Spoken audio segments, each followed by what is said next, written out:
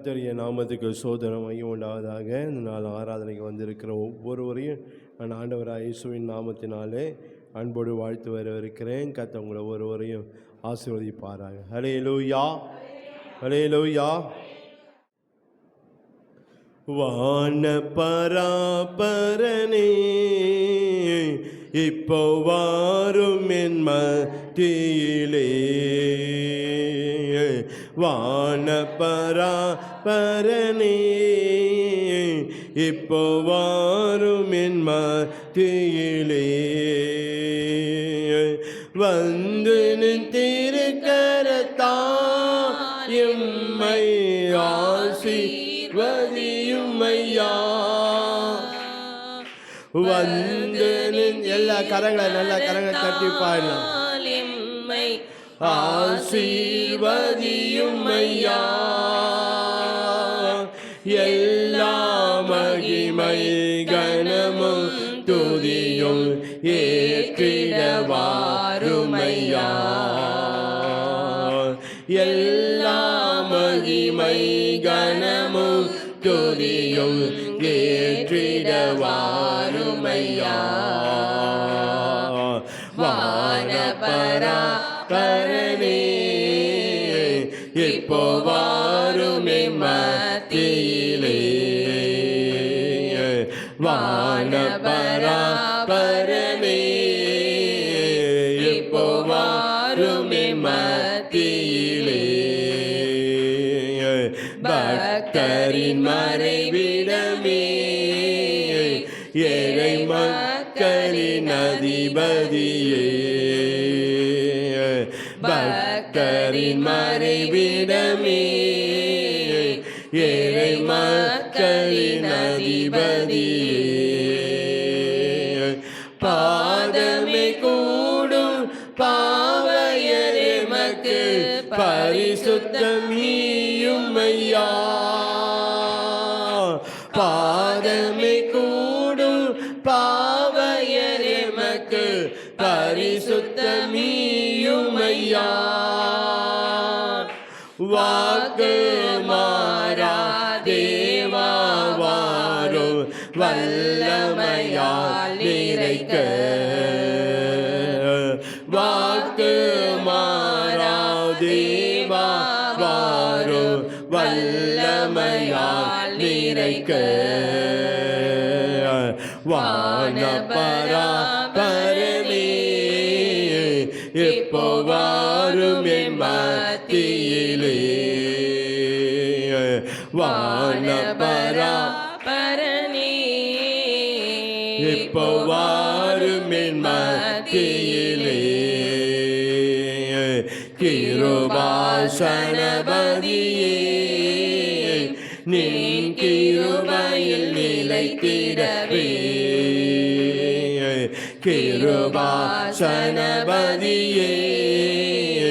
நின் கிருபையில் நிலைத்திடவே, கஷ்டமதிலும் நஷ்டமதிலும் நின் கருணையில் நின்றிடவே, கஷ்டமதிலும் நஷ்டமதிலும் நின் கருணையில் நின்றிடவே, நின் சக்தியோடு பக்தியில் நாம் பூரணராகிடவே, நின் சக்தியோடு பக்தியில் நாம் பூரணராகிடவே, வானபரா பரணே இப்போ வாரும் என் மத்தியிலே, வானபரா பரணே இப்போ வாரும் என் மத்தியிலே, தாய் என்னை மறந்தாலும் ஐயா நீ மறக்காதிருக்க, தாய் என்னை மறந்தாலும் ஐயா நீ மறவாதிருக்க, ஆவியினாய் உள்ளமதீனில் அக்கினி பற்றிடவே ஆவியினாலே உள்ளமதீனில் அக்கினி பற்றிடவே யெகோவாவே எங்களின் ராஜா எழுந்து வாருமையா யெகோவாவே எங்களின் ராஜா எழுந்து வாருமையா வானபராபரனே இப்போ வாருமே மத்தியிலே வானபராபரனே இப்போ வாருமே மத்தியிலே நினைத்திராதினமதினில் எம் கர்த்தரே வருவீரே நினைத்திராதினமதினில் எம் கர்த்தரே வருவீரே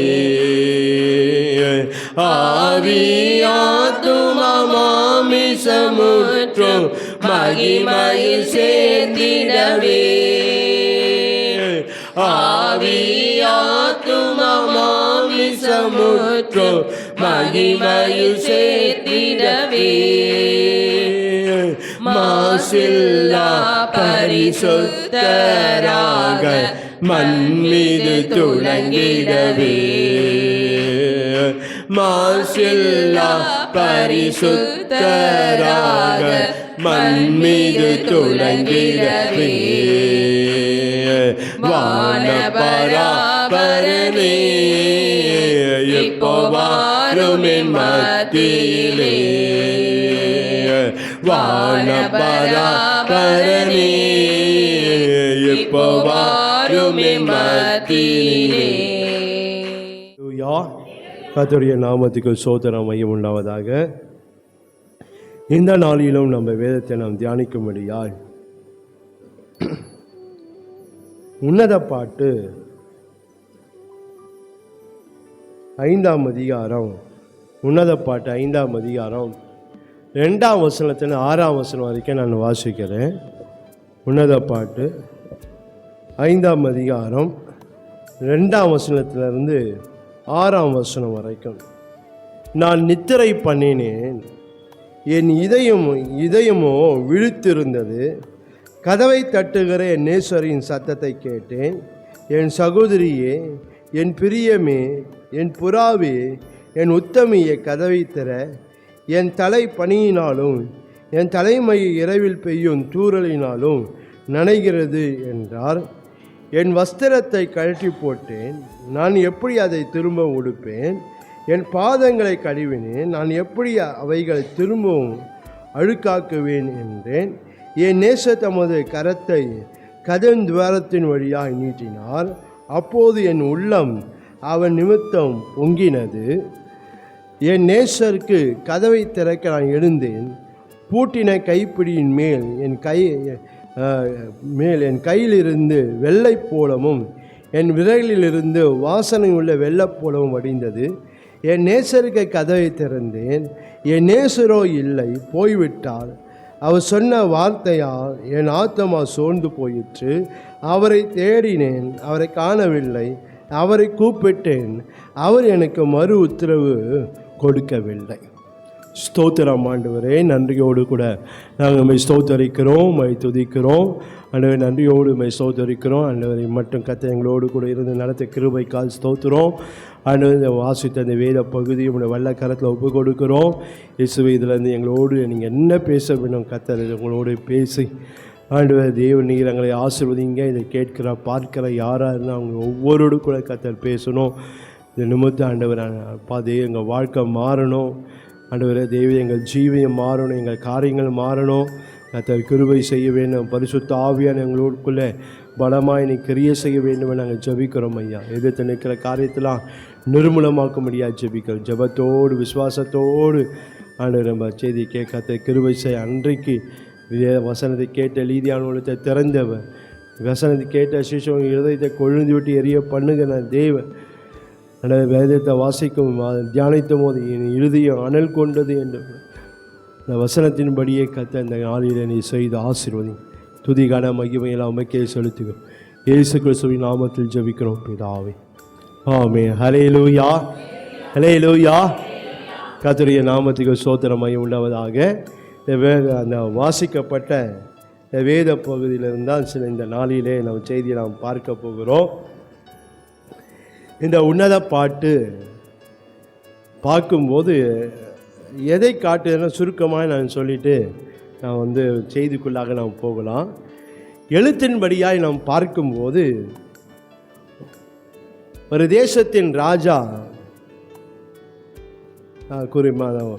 புரியும்படி சொல்லணும், ஒரு தேசத்தின் ராஜா அவன் தன்னுடைய தோட்டத்தின் வழியாய் அவன் போகும்போது அவனுக்கு தோட்டம் இருக்கிறது, அநேக தோட்டங்கள் இருக்குது. அதை கண்காணிக்கும்படியாய் அவன் தோட்டத்தின் வழியாய் கடந்து போகும்போது அவன் ஒரு தோட்டத்தில் வெளியே நின்று கொண்டிருந்த ஒரு ஸ்திரியை பார்க்குறான். அவனுடைய நிலைமையை பார்த்து, அவனுடைய பரிதாபமான சூழ்நிலையை பார்த்து அவன் இரக்கப்பட்டு என்ன செய்கிறான் என்றால் அவளை தன்னுடைய மனைவியாக அவன் ஏற்றுக்கொள்கிறான். அந்த ஏற்றுக்கொண்ட நிமித்தம் அந்த மனைவிக்கு என்ன செய்கிறான், அவங்களுக்குள்ளாக சில பிரச்சனை வருது, சில போராட்டங்கள் வருது. அது பின்பாக அதெல்லாம் சரி செய்யப்படுகிறத இந்த உன்னத பாட்டில் நம்மளால் பார்க்க முடியும். அந்த ராஜா யாருன்னா சாலமோன். அந்த சாலமோன் என்ன செய்கிறான் என்றால் அவளுக்கு இருக்க தோட்டத்தின் வழியாய் போகும்போது ஒரு தோட்டத்தின் வெளியே ஒரு ஸ்திரீ நின்று கொண்டு இருக்கிறாள், சூலைமேத்தி என்று சொல்லி. அவன் நிலையை பார்க்குறான். அவன் ஏன், ஒரு தோட்டத்தை காவல் காக்கிற யார் காப்பாங்க? ஆண்கள் தான் காப்பாங்க. ஆனால் இங்கே இவன் பார்க்கும்போது இந்த தோட்டத்தை ஒரு பெண் பார்க்குறா, ஒரு ஸ்திரீ பார்க்கிறா. அதுவும் அவன் எப்படி இருக்கிறார் என்றால், நீங்கள் வேதத்தில் நீங்கள் வாசித்து பார்ப்பீங்களானால் 1ஆம் அதிகாரம் 5ஆம் வசனத்தில் பாருங்கள். அந்த உன்னத பாட்டு 1:5 பார்க்குறோம். எருசலேம் குமாரத்திகளே, கேதாரின் கூடாரங்கள் போலவும் சாலமோனின் திரைகளைப் போலவும் நான் கருப்பாக இருந்தாலும் அழகாக இருக்கிறேன். 6ஆம் வசனம், நான் கருப்பாக இருக்கிறேன் என்று பாராதீங்கள். வெயில் என் மேல் பட்டது, என் தாயின் பிள்ளைகள் என் மேல் கோபமாக இருந்து என்னை திராட்சை தோட்டங்களுக்கு காவல்காரியாக வைத்தார்கள். என் சொந்த திராட்சை தோட்டத்தையோ நான் காக்கவில்லை. அவள் தன் குடும்பத்தால் தள்ளப்பட்ட ஒரு நிலையில், தன் குடும்பத்தால் ஒதுக்கப்பட்ட ஒரு நிலையில் அவள் என்ன செய்ய, தோட்டத்துக்கு காவல்காரியாக இருக்கிறாள். இதை கண்ட அந்த ராஜா என்ன செய்கிறான், அவன் மேலே இறக்கப்பட்டு அவனுடைய நிலையை கண்டு எல்லாரும் அவனை என்ன செய்தாங்க, அவனை ஒதுக்கப்பட்ட ஒரு நிலையில், ஒரு அற்பமானப்பட்ட நிலையில் அவன் வாழ்க்கை இருந்ததுனால இப்போ அந்த ராஜா என்ன செய்கிறான்னா, அந்த சாலமோன் இறக்கப்பட்டு என்ன செய்கிறான்னா அவளை என்ன செய்கிறார், தன் மனைவியாக ஏற்றுக்கொண்டு அவனை மணந்து கொள்கிறத பார்க்கும். இப்போது இந்த சூலமேத்தினுடைய வாழ்க்கை எப்படி மாறி இருக்கோம்? இப்போது சொல்லுங்களேன், இப்போ எப்படி மாறி இருக்கோம்? இப்போது தோட்டத்தில் காவல்காரியாக இருந்தவனுடைய வாழ்க்கை இப்போ எப்படி மாறிச்சுன்னா, அவள் ராஜாத்தியாகி மாறுகிறார். ஹல்லேலூயா. ஏன்னா ஒரு ராஜா ஒரு ராஜா அவனை கல்யாணம் பண்ணியிருந்தனால இப்போ அவருடைய நிலைமை எல்லாம் எப்படி மாறிச்சு, இப்போ ராஜாத்தியாக மாறுகிறான். அவன் நிலைமையை முற்றிலும் அவன் நிலைமை மாறுகிறத இந்த உன்னத பாட்டில் நம்ம பார்க்க முடியும். தொடர்ந்து நீங்கள் வாசித்து பார்ப்பீங்களானால் அவங்கள அந்த ராஜாவோட அந்த தன்னை மனைவியாக ஏற்றுக்கொண்ட வர்ணிக்கிறத பார்க்குறோம். எல்லாமே செய்கிறத பார்க்குறோம். அவங்களுக்குள்ளாக சில பிரச்சனைகள் வருது. எல்லாமே இந்த உன்னத பாட்டில் பார்க்கிறோம். இது ஒரு பக்கம். இன்னொரு பக்கமாக பார்க்கும்போது இதை எதை காட்டுகிறதுனா, மணவாளனை குறித்தும் மணவாட்டியை குறித்தும் இந்த உன்னத பாட்டு சொல்லுகிறது. ஹல்லேலூயா, ஹல்லேலூயா சொல்லாமே, ஹல்லேலூயா. அந்த மறைமுகமாக அந்த என்ன காட்டுகிறதுனா, ஒரு மணவாளனை குறித்தும் மணவாட்டியின் குறித்தும் இங்கே பார்க்க. இப்போது மணவாளன் ஆகிய ஆண்டவராய் இயேசு ஒரு நாளிலே அவர் இந்த பூமிக்கு வந்தபோது, மணவாட்டியை நான் எங்கே இருந்தேன், நான் எங்கே இருந்தேன்னா, நான் கேட்பாரற்ற அனாதியாய் நான் கிடந்த கர்த்தர் மேல் இறக்கப்பட்டு எனக்கு அவனுடைய வாழ்க்கையை தந்தார். ஹல்லேலூயா, ஹல்லேலூயா சொல்லாமே. ஹல்லேலூயா. நான் ரோட்டில் கடந்தேன், நான் வழிபோக்கில் கடந்தேன், எல்லாரும் மிதிக்கப்படுகிற அளவுக்கு என் வாழ்க்கை இருந்தது. ஆனால் அந்த மணவாளன் என் மேலே என் நிலையை கண்டு என் மேலே யாரும் எனக்கு இறங்கலை. ஆனால் அந்த மணவாளனாகிய ஆண்டவராக இயேசு என் மேலே மேலே எனக்கு இறங்கி அவர் என் காரியத்தில் மாற்றி இப்போ அவருடைய மணவாட்டியாய் அவர் இருக்கிறார். ஹல்லேலூயா, ஹல்லேலூயா சொல்லாமே. ஹல்லேலூயா. நீங்கள் வீட்டில் போய் எசேக்கியேல் 16ஆம் அதிகாரத்தில் வாசித்து பார்க்கும்போது நம்முடைய முந்தின நிலைமை குறித்து அங்கே சொல்லப்பட்டது. நான் எங்கே கடந்தேன், நான் எப்படி கடந்தேன், என் வாழ்க்கை எப்படியா இருந்தது. ஆனால் அந்த வழியாய் வந்த ஆண்டவர் என்னை சந்தித்து, ஆண்டவர் என்னை அதிலிருந்து தூக்கி எடுத்து என்னை என்ன பண்ணினார், என்னை அலங்கரித்து, ஆண்டவர் என்னை அழகாக என்னை ஆசீர்வதித்து தமக்கு சொந்தமாய் வைத்து கொண்டார் என்று சொல்லி அந்த அதிகாரத்தில் நம்மளால பார்க்க. இப்போ பார்க்கும்போது இப்போ அவன் என்ன செய்கிறான்னா, நம்ம வர்ணித்து நம்ம அந்த மணவாட்டிக்கு என்னெல்லாம் தேவையோ அத்தனையும் என்ன பண்ணினார், அந்த மணவாட்டியை அலங்கரித்திருக்கிறார். ஹல்லேலூயா, ஹல்லேலூயா. மணவாட்டி நம்ம தான். ஆண்டவர் என்னை அலங்கரித்து வச்சிருக்கிறார். ஆண்டவர் என்னை அழகுபடுத்தி வச்சிருக்க. நான் எப்படி இருந்தேன், நான் கருப்பாக இருந்தேன், நான் அனாதியாக இருந்தேன், கேட்பாரற்ற நிலையில் என் வாழ்க்கை கடந்தது, பாவத்தில் இருந்தேன், பாவ சேற்றில் இருந்தேன். ஆனால் ஆண்டவராக இயேசு, அந்த மணவாளன் இயேசு என்னை தேடி வந்து அதிலிருந்து என்னை துபுக்கி எடுத்து என்னை ரத்தத்தினால் கழுவி பரிசுத்தப்படுத்தி அவருக்கும் அவர் மேலே இந்த மகிமையெல்லாம் எனக்கு தந்திருக்கிறார். ஹல்லேலூயா, ஹல்லேலூயா சொல்லாமே. அவருக்குள்ளே இருக்கிற அந்த மகிமையெல்லாம் எனக்கு தந்து அவன் நம்மை என்ன பண்ணியிருக்க அவருடைய மணவாட்டியாய் கர்த்தர் மாற்றியிருக்கிறார். ஹல்லேலூயா, ஹல்லேலூயா சொல்லாமே. இப்போ நாட்கள் செல்ல செல்ல இப்போ என்ன நடக்குது என்று தான் இந்த 5ஆம் அதிகாரத்தில் பார்க்கணும். இப்போ நாட்கள் செல்ல செல்ல இப்போ இந்த மணவாட்டிக்கு என்ன ஆயிடுச்சுன்னா, நீங்கள் வாசித்து பார்க்கும்போது மணவாட்டியினுடைய வாழ்க்கையில் ஒரு பின்மாற்றத்தை இங்கே நாம் பார்க்குறோம். ஒரு பின்மாற்றத்தை பார்க்குறோம். மணவாளன் வந்து கதவை தட்டுறாரு. இந்த மணவாட்டி என்னன்னா சொல்கிறத பார்க்குறோம் பாருங்க. ஒரு பின்மாற்ற நிலையை இங்கே இந்த மணவாட்டினுடைய வாழ்க்கையில் நம்மளால் பார்க்க முடியும். இன்றைக்கும் ஒரு தலைப்பில் நான் இந்த வேத பகுதியை பார்க்கும்போது மணவாட்டியின் மதியினம், இந்த படித்த இந்த வேத சம்பவத்தில் இந்த மணவாட்டியினுடைய மதியினத்தை நம்மளால் பார்க்க முடியும். இந்த மணவாட்டி எப்படி இருந்தால் இப்போ வாழ்க்கை எப்படி மாறிச்சு, இப்போ மணவாளனுடைய எவ்வளவாய் வாழ்க்கையை ஆசீர்வதித்து வாழ்க்கையை செல்வ செழிப்பாய் ஆண்டவர் வைத்தார், மணவாளன் வைத்திருக்கிறார். ஆனால் இது எல்லாவற்றையும் பெற்றுக்கொண்ட மணவாட்டி இப்போ என்ன செய்கிறாருன்னா, கதவை பூட்டி கொண்டு உள்ளே இருக்கிறா. மணவாளன் தட்டுறாரு, திறக்க மாட்டேன். இப்போ என்ன ஆயிடுச்சுன்னா, மணவாளனுக்கும் மணவாட்டிக்கும் ஒரு இடைவெளி வருகிறதே இங்கே நாம் பார்க்கணும். ஒரு இடைவெளி வருகிறத பார்க்கணும். இன்னைக்கு நம்முடைய வாழ்க்கையில் என்னுடைய நிலைமை எப்படியா இருக்குன்னு நாம் பார்க்க வேண்டும். ஏனென்றால் இங்கே நீங்கள் பார்ப்பீங்களா, இந்த மணவாட்டினுடைய ஒரு பின்மாற்றத்தை நிலைய பின்பாக பார்க்கும்போது இந்த பின்மாற்ற நிலைமை மாறுது. எப்படி மாறுதுன்னா, அடி உத வாங்கி தான் அந்த நிலைமை மாறுகிறத பார்க்கணும். இந்த 5ஆம் அதிகாரத்தில் நீங்கள் வாசித்து பார்ப்பீங்களானால் 7ஆம் வசனத்தில் பார்ப்பீங்களானால், நகரத்தில் திரிக காவலர்கள் என்னை கண்டு என்னை அடித்து என்னை காயப்படுத்தினார்கள். அலங்கத்தின் காவலை என் மேல் இருந்து என் போர்வையை எடுத்து கொண்டார்கள். இன்றைக்கு அந்த நிலையில் மணவாட்டிய நான் போகாதபடிக்கு நான் அந்த மணவாளனுக்கு நான் மனம் திரும்பி நான் அந்த மணவாளனோடு கூட நான் இணைக்கப்பட வேண்டும். அதனால் மிகவும் மனவாட்டியாய் நான் மிகவும் என்ன அந்த மணவாளன் எந்த அளவுக்கு என்னை சிங்காரிக்க வேணுமோ அந்த அளவுக்கு என்னை சிங்காரித்து வச்சிருக்கிறாரு.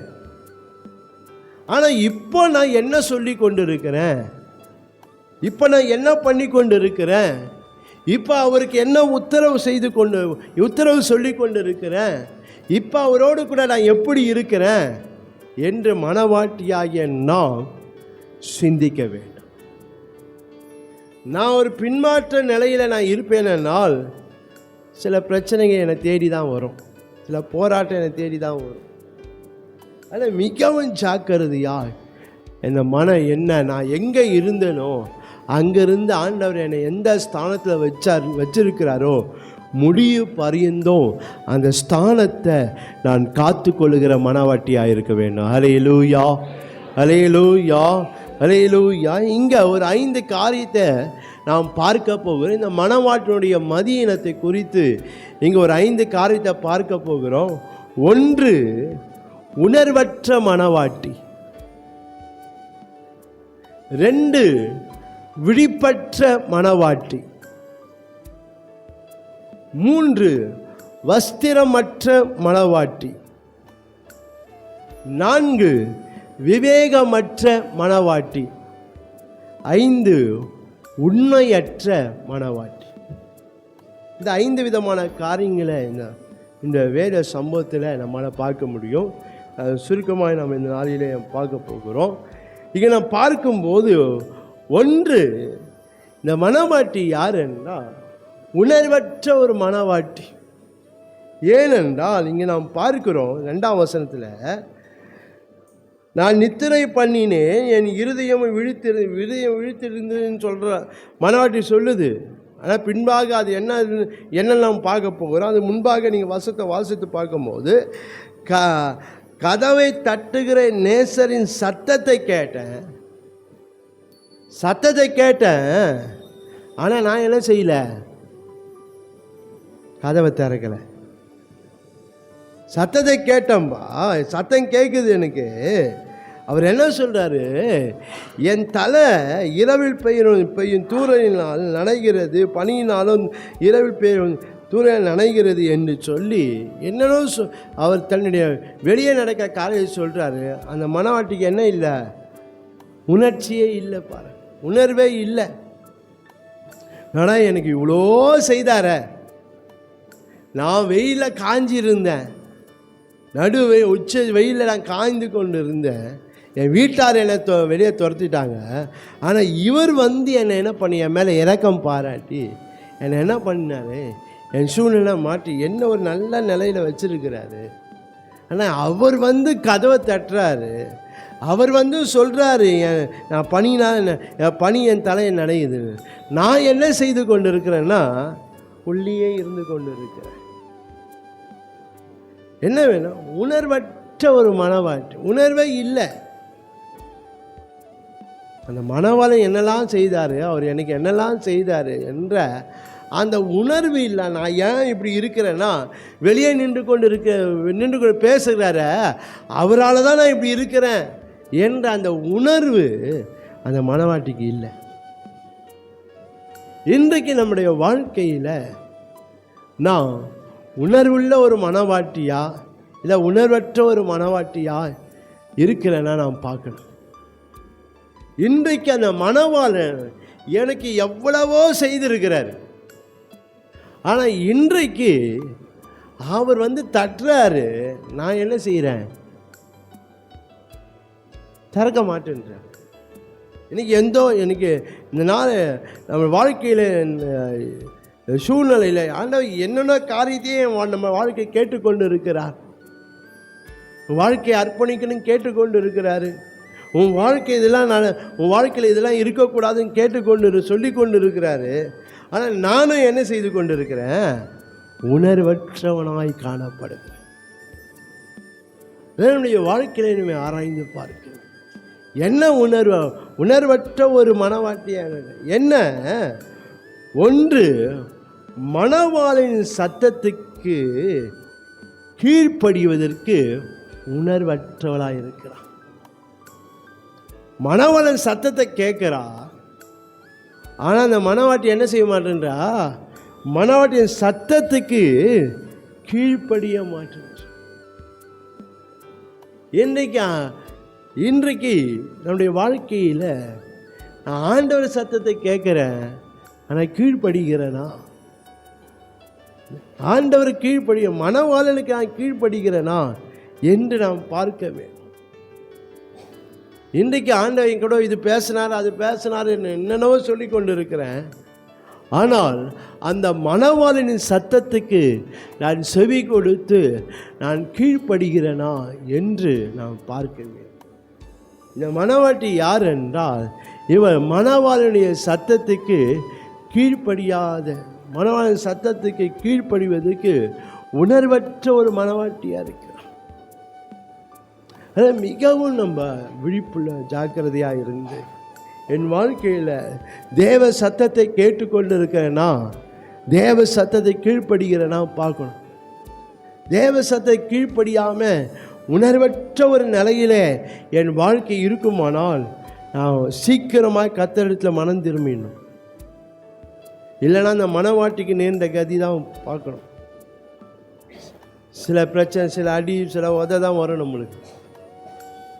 நம்முடைய சீக்கிரமாக உணர்வற்றவர்களாய் நம்ம இருப்போமானால் அது நம்முடைய அவர் என்ன செய்வார்னா, என்னை திருத்துவதற்கு, என்னை மாற்றுவதற்கு அவர் என்ன செய்யணுமோ அதை தான் செய்து கொண்டு இருப்பார்.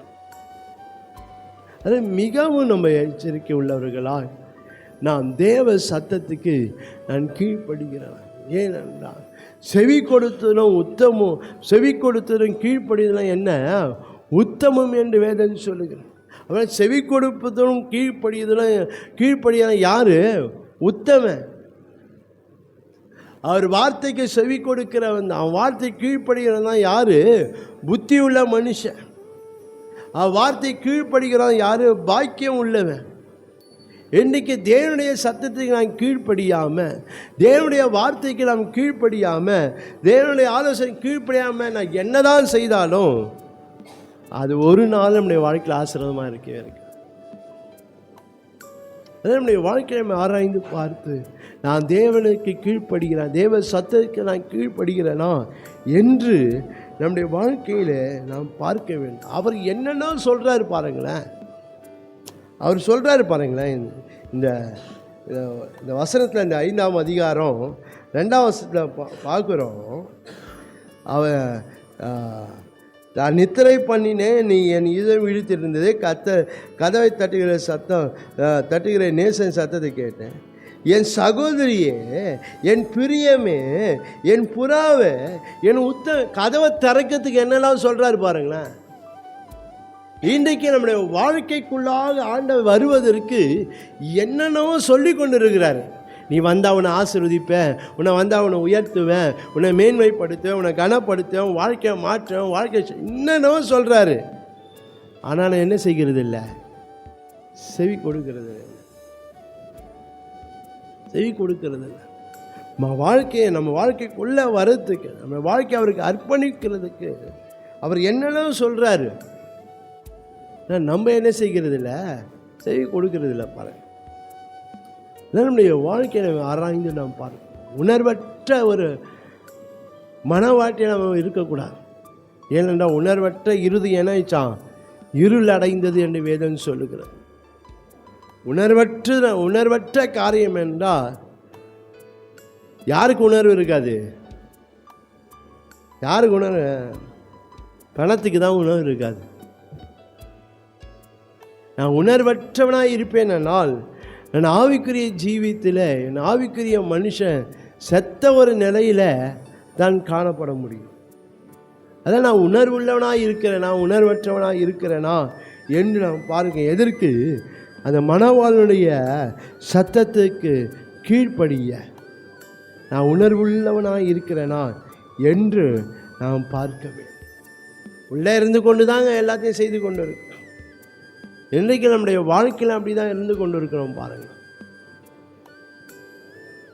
நம் தேவனுடைய சத்தத்துக்கு நாம் கீழ்ப்படுகிறோமா? தேவன் சொல்கிற காரியங்களுக்கு நாம் கீழ்ப்படுகிறோமா அவருக்கு செவி கொடுக்கிறோம், அதன்படி நாம் செய்கிறோமா என்று நாம் பார்க்கணும்.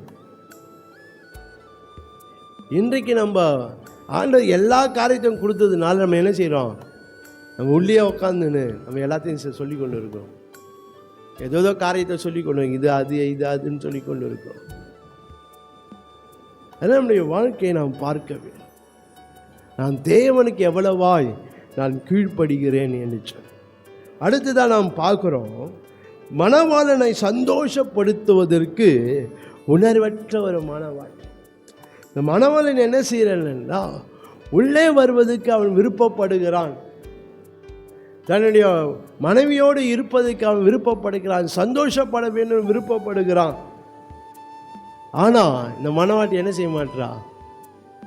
மணவாளனை சந்தோஷப்படுத்த மாட்டேன். இன்றைக்கு நான் தேவனை சந்தோஷப்படுத்துகிறேனா என்று நாம் பார்க்க வேண்டும். என் நிமித்த ஆண்டவர் சந்தோஷப்படுறாரா? எப்போ பார்த்தாலும் அவர் என்னதான் சந்தோஷப்படுத்தணும் அப்படிதான் நாம் எண்ணிக்கொண்டு இருக்கிறோம். நாம் என்றைக்குனா ஒரு நாள் ஆண்டவர் நிமித்தம் சந்தோஷப்படுறாரா? ஆண்டவர் சந்தோஷப்படுற மாதிரி என் வாழ்க்கை இருக்கா? ஆண்டவர் சந்தோஷப்படுற மாதிரி நான் நடக்கிறேனா? ஆண்டவர் சந்தோஷப்படுற மாதிரி என் வாழ்க்கையில் அப்படிப்பட்ட செயல்கள் என் வாழ்க்கையில் இருக்கிறதா என்று நாம் பார்க்கணும். பாருங்க, இந்த மணவாட்டி என்ன இப்படிப்பட்ட நிலையில் என்னை வைத்தவரை என்ன செய்ய மாட்டா? சந்தோஷப்படுத்த மாட்டேன்றா. அந்த உணர்வு அவருக்கு இல்லை. இன்றைக்கு ஆண்டவர் என்னை எந்த நிலையிலிருந்து ஆண்டவர் நல்ல ஒரு நிலையில் ஆண்டவர் வச்சிருக்கிறாரு. இன்றைக்கு நான் தேவனை சந்தோஷப்படுத்துவதற்கு நான் என்ன செய்து கொண்டிருக்கேன்? என்ன செய்தால் நான் என் வாழ்க்கை என்ன செய்தால் அவர் சந்தோஷப்படுவார் என்று என்றைக்குனா ஒரு நாள் நம்ம நினச்சிருக்கிறோமா? எதை செய்தால் ஆண்டவர் சந்தோஷப்படுவார்? எந்த காரியத்தில் நடந்தால் ஆண்டவர் என் வாழ்க்கை எப்படி இருந்தால் ஆண்டவர் சந்தோஷப்படுவார் என்று என்னைக்குனா நம்ம ஒரு நாள் நம்ம நினச்சிருப்போமா? உன்னை பார்க்க வேண்டும். வேதம் சொல்லுகிற கர்த்தர் உன் பேரிலே கம்பீரிப்பார், உன் பேரில் சந்தோஷப்படுவார், உன் மேலே பிரியப்படுகிறார் என்று வேதம் வசனங்கள்லாம் சொல்லுது பாருங்களேன். ஆனால் அதுக்கு ஏற்றாற் போல நம்முடைய வாழ்க்கை இருக்க வேண்டும். ஹல்லேலூயா, ஹல்லேலூயா. அதுக்கேற்ற நம்முடைய செயல் இருக்கணும். பாருங்க, என்னுடைய செயலெல்லாம் ஆண்டவர் சந்தோஷப்படுறாரா இல்லை துக்கப்படுறாரா என்று நாம் பார்க்கணும். பாருங்க, எப்போ பார்த்தாலும் என்ன தான் அவனை சந்தோஷப்படுத்தணும், என்ன தான் சந்தோஷப்படணும், அப்படி தான் நம்முடைய வாழ்க்கை இருந்து கொண்டு இருக்கு. அதனால் நம்முடைய மணவாட்டியாகிய நாம் அறிந்து கொள்ள வேண்டும், அந்த மணவாளனை நான் சந்தோஷப்படுத்தும் என் செயல்களினாலே, என் கிரிகளினாலே, என் வாழ்க்கையினால் அவர் என்ன செய்யணும்? அவரை சந்தோஷப்படுத்தணும். நாம் அவரை துக்கப்படுத்தி கொண்டு இருப்போமானால் நம்முடைய வாழ்க்கை ஆசீர்வாதமாக இருக்காது. இன்றைக்கு கர்த்தரை சந்தோஷப்படுத்தணும் என்ற அந்த உணர்வு நமக்கு இல்லாமலே இருக்கு. பாருங்க, உணர்வு நமக்கு இல்லாமலே இருக்கு. என்ன எங்கெல்லாம் நம்ம செய்தால் நான் எங்கெல்லாம் இருந்தால் ஆண்டவர் சந்தோஷப்படுவார், அல்லது என் வாழ்க்கையில் நான் என்ன செய்தால் ஆண்டவர் அதெல்லாம் அறிந்து இருக்க வேண்டும். பாருங்க, மனவாட்டி அதெல்லாம் அறியல. அவளுக்கு என்ன, அவனுக்கு ஒரே காரணம், ஒரே என்னவென்றா நான் நல்லா இருக்கிறேன்ப்பா, அவள் தான் முடிஞ்சு போச்சு. நான் நல்லா இருக்கிறேன், அவள் தான். அவரு எப்படியா தான் போட்டோம். மனவாட்டி தன்னை குறித்து தான் என்ன செய்கிறா? அவன் நினைக்கிறா. அவள் இந்த மணவன் அவள் தலை நனையுதோ, அது என்ன ஆகுதோ அதெல்லாம் எனக்கு தெரியாது, நான் நல்லா இருக்கிறேன், அவ்வளோதான் முடிஞ்சு. உணர்வற்ற ஒரு மனவாட்டி அவர் இருக்குதா பார்க்க. அதே நம்முடைய வாழ்க்கையை நம்ம ஆராய்ந்து பார்க்க, என்னை சந்தோஷப்படுத்தினவரை நான் சந்தோஷப்படுத்தணும். எப்படிலாம் என் வாழ்க்கையை நான் சந்தோஷப்படுத்த, நான் என்ன செய்தால் சந்தோஷப்படுவார், எந்த காரியத்தை விட்டால் சந்தோஷப்படுவார் என்று மனவாட்டியாகிய நாம் அறிந்திருக்க வேண்டும், அறிந்திருக்க வேண்டும். அப்போ தான் அந்த மனவாட்டியுடைய உறவு நல்லா இருக்கும். பாருங்க, அப்போ தான் நம்ம அந்த ராஜ்யத்தில் மணவாளன் வரும்போது நம்ம எடுத்துக்கொள்ளப்பட முடியும். பாருங்க, அவர் துக்கப்படுத்தினா நம்ம எங்கேருந்து எடுத்துக்கொள்ளப்பட போகிறோம்? இன்றைக்கி நான் செய்கிற காரியங்கள், நான் பேசுகிற காரியங்கள், நான் இருக்கிற காரியம் எல்லாம் அந்த மணவாளனை சந்தோஷப்படுத்துகிறதாய் இருக்க வேண்டும். ஹல்லேலூயா, ஹல்லேலூயா. நம் உணர்வு இல்லை என்றால் இந்த வாழ்க்கை இருள் அடைஞ்சு போயிடும். ஆனால் உணர்வுள்ளவனை தேடுகிறார் என்று சொல்லி 14ஆம் சங்கீதம் 2ஆம் வசனத்தில் பார்க்க முடியும். 53ஆம் சங்கீதம் 2ஆம் வசனத்தை பார்க்கும்போது உணர்வுள்ளவனை ஆண்டவர் தேடிக்கொண்டிருக்கு. என் ஜனம் உணர்வில்லாமல் இருக்கிறது என்று சொல்லி ஏசாயா 1ஆம் அதிகாரம் 3ஆம் வசனத்தில் பார்க்குறோம். என் ஜனம் உணர்வில்லாமல் இருக்கு. என்ன? எனக்கு கீழ்ப்படுகிறது, என் சத்தத்துக்கு, என் வசனத்துக்கு, என் வார்த்தைக்கு, என்னுடைய ஆலோசனை, என்னுடைய வழிகளுக்கு கீழ்ப்படியாமல் இருக்கிறது, என்னை சந்தோஷப்படுத்தாம ஒரு உணர்வற்றவர்களாக காணப்படுகிறார்கள் சொல்லி அதை நினைச்ச ஆண்டு என்ன செய்யறேன்னா, என் ஜனம் உணர்வில்லாமல் இருக்கிறது. இன்றைக்கு நான் எப்படி இருந்து கொண்டிருக்கிறேன்? இஸ்ரவேல் ஜனங்களை ஆண்டவர் அந்த அடிமைத்தான தேசத்திலிருந்து ஆண்டவர் கொண்டு வந்து இப்போ அவனை வனாந்திரத்தில் நடத்தி கொண்டு போகிறார். அவர் வனாந்திரத்தை தொடங்கும் போதே சொல்லிட்டாரு, என்ன சொன்ன, போகிற தேசத்தின் காரியங்களை நீ என்ன செய்யக்கூடாது, நீ செய்யக்கூடாதுன்னு சொன்னான்.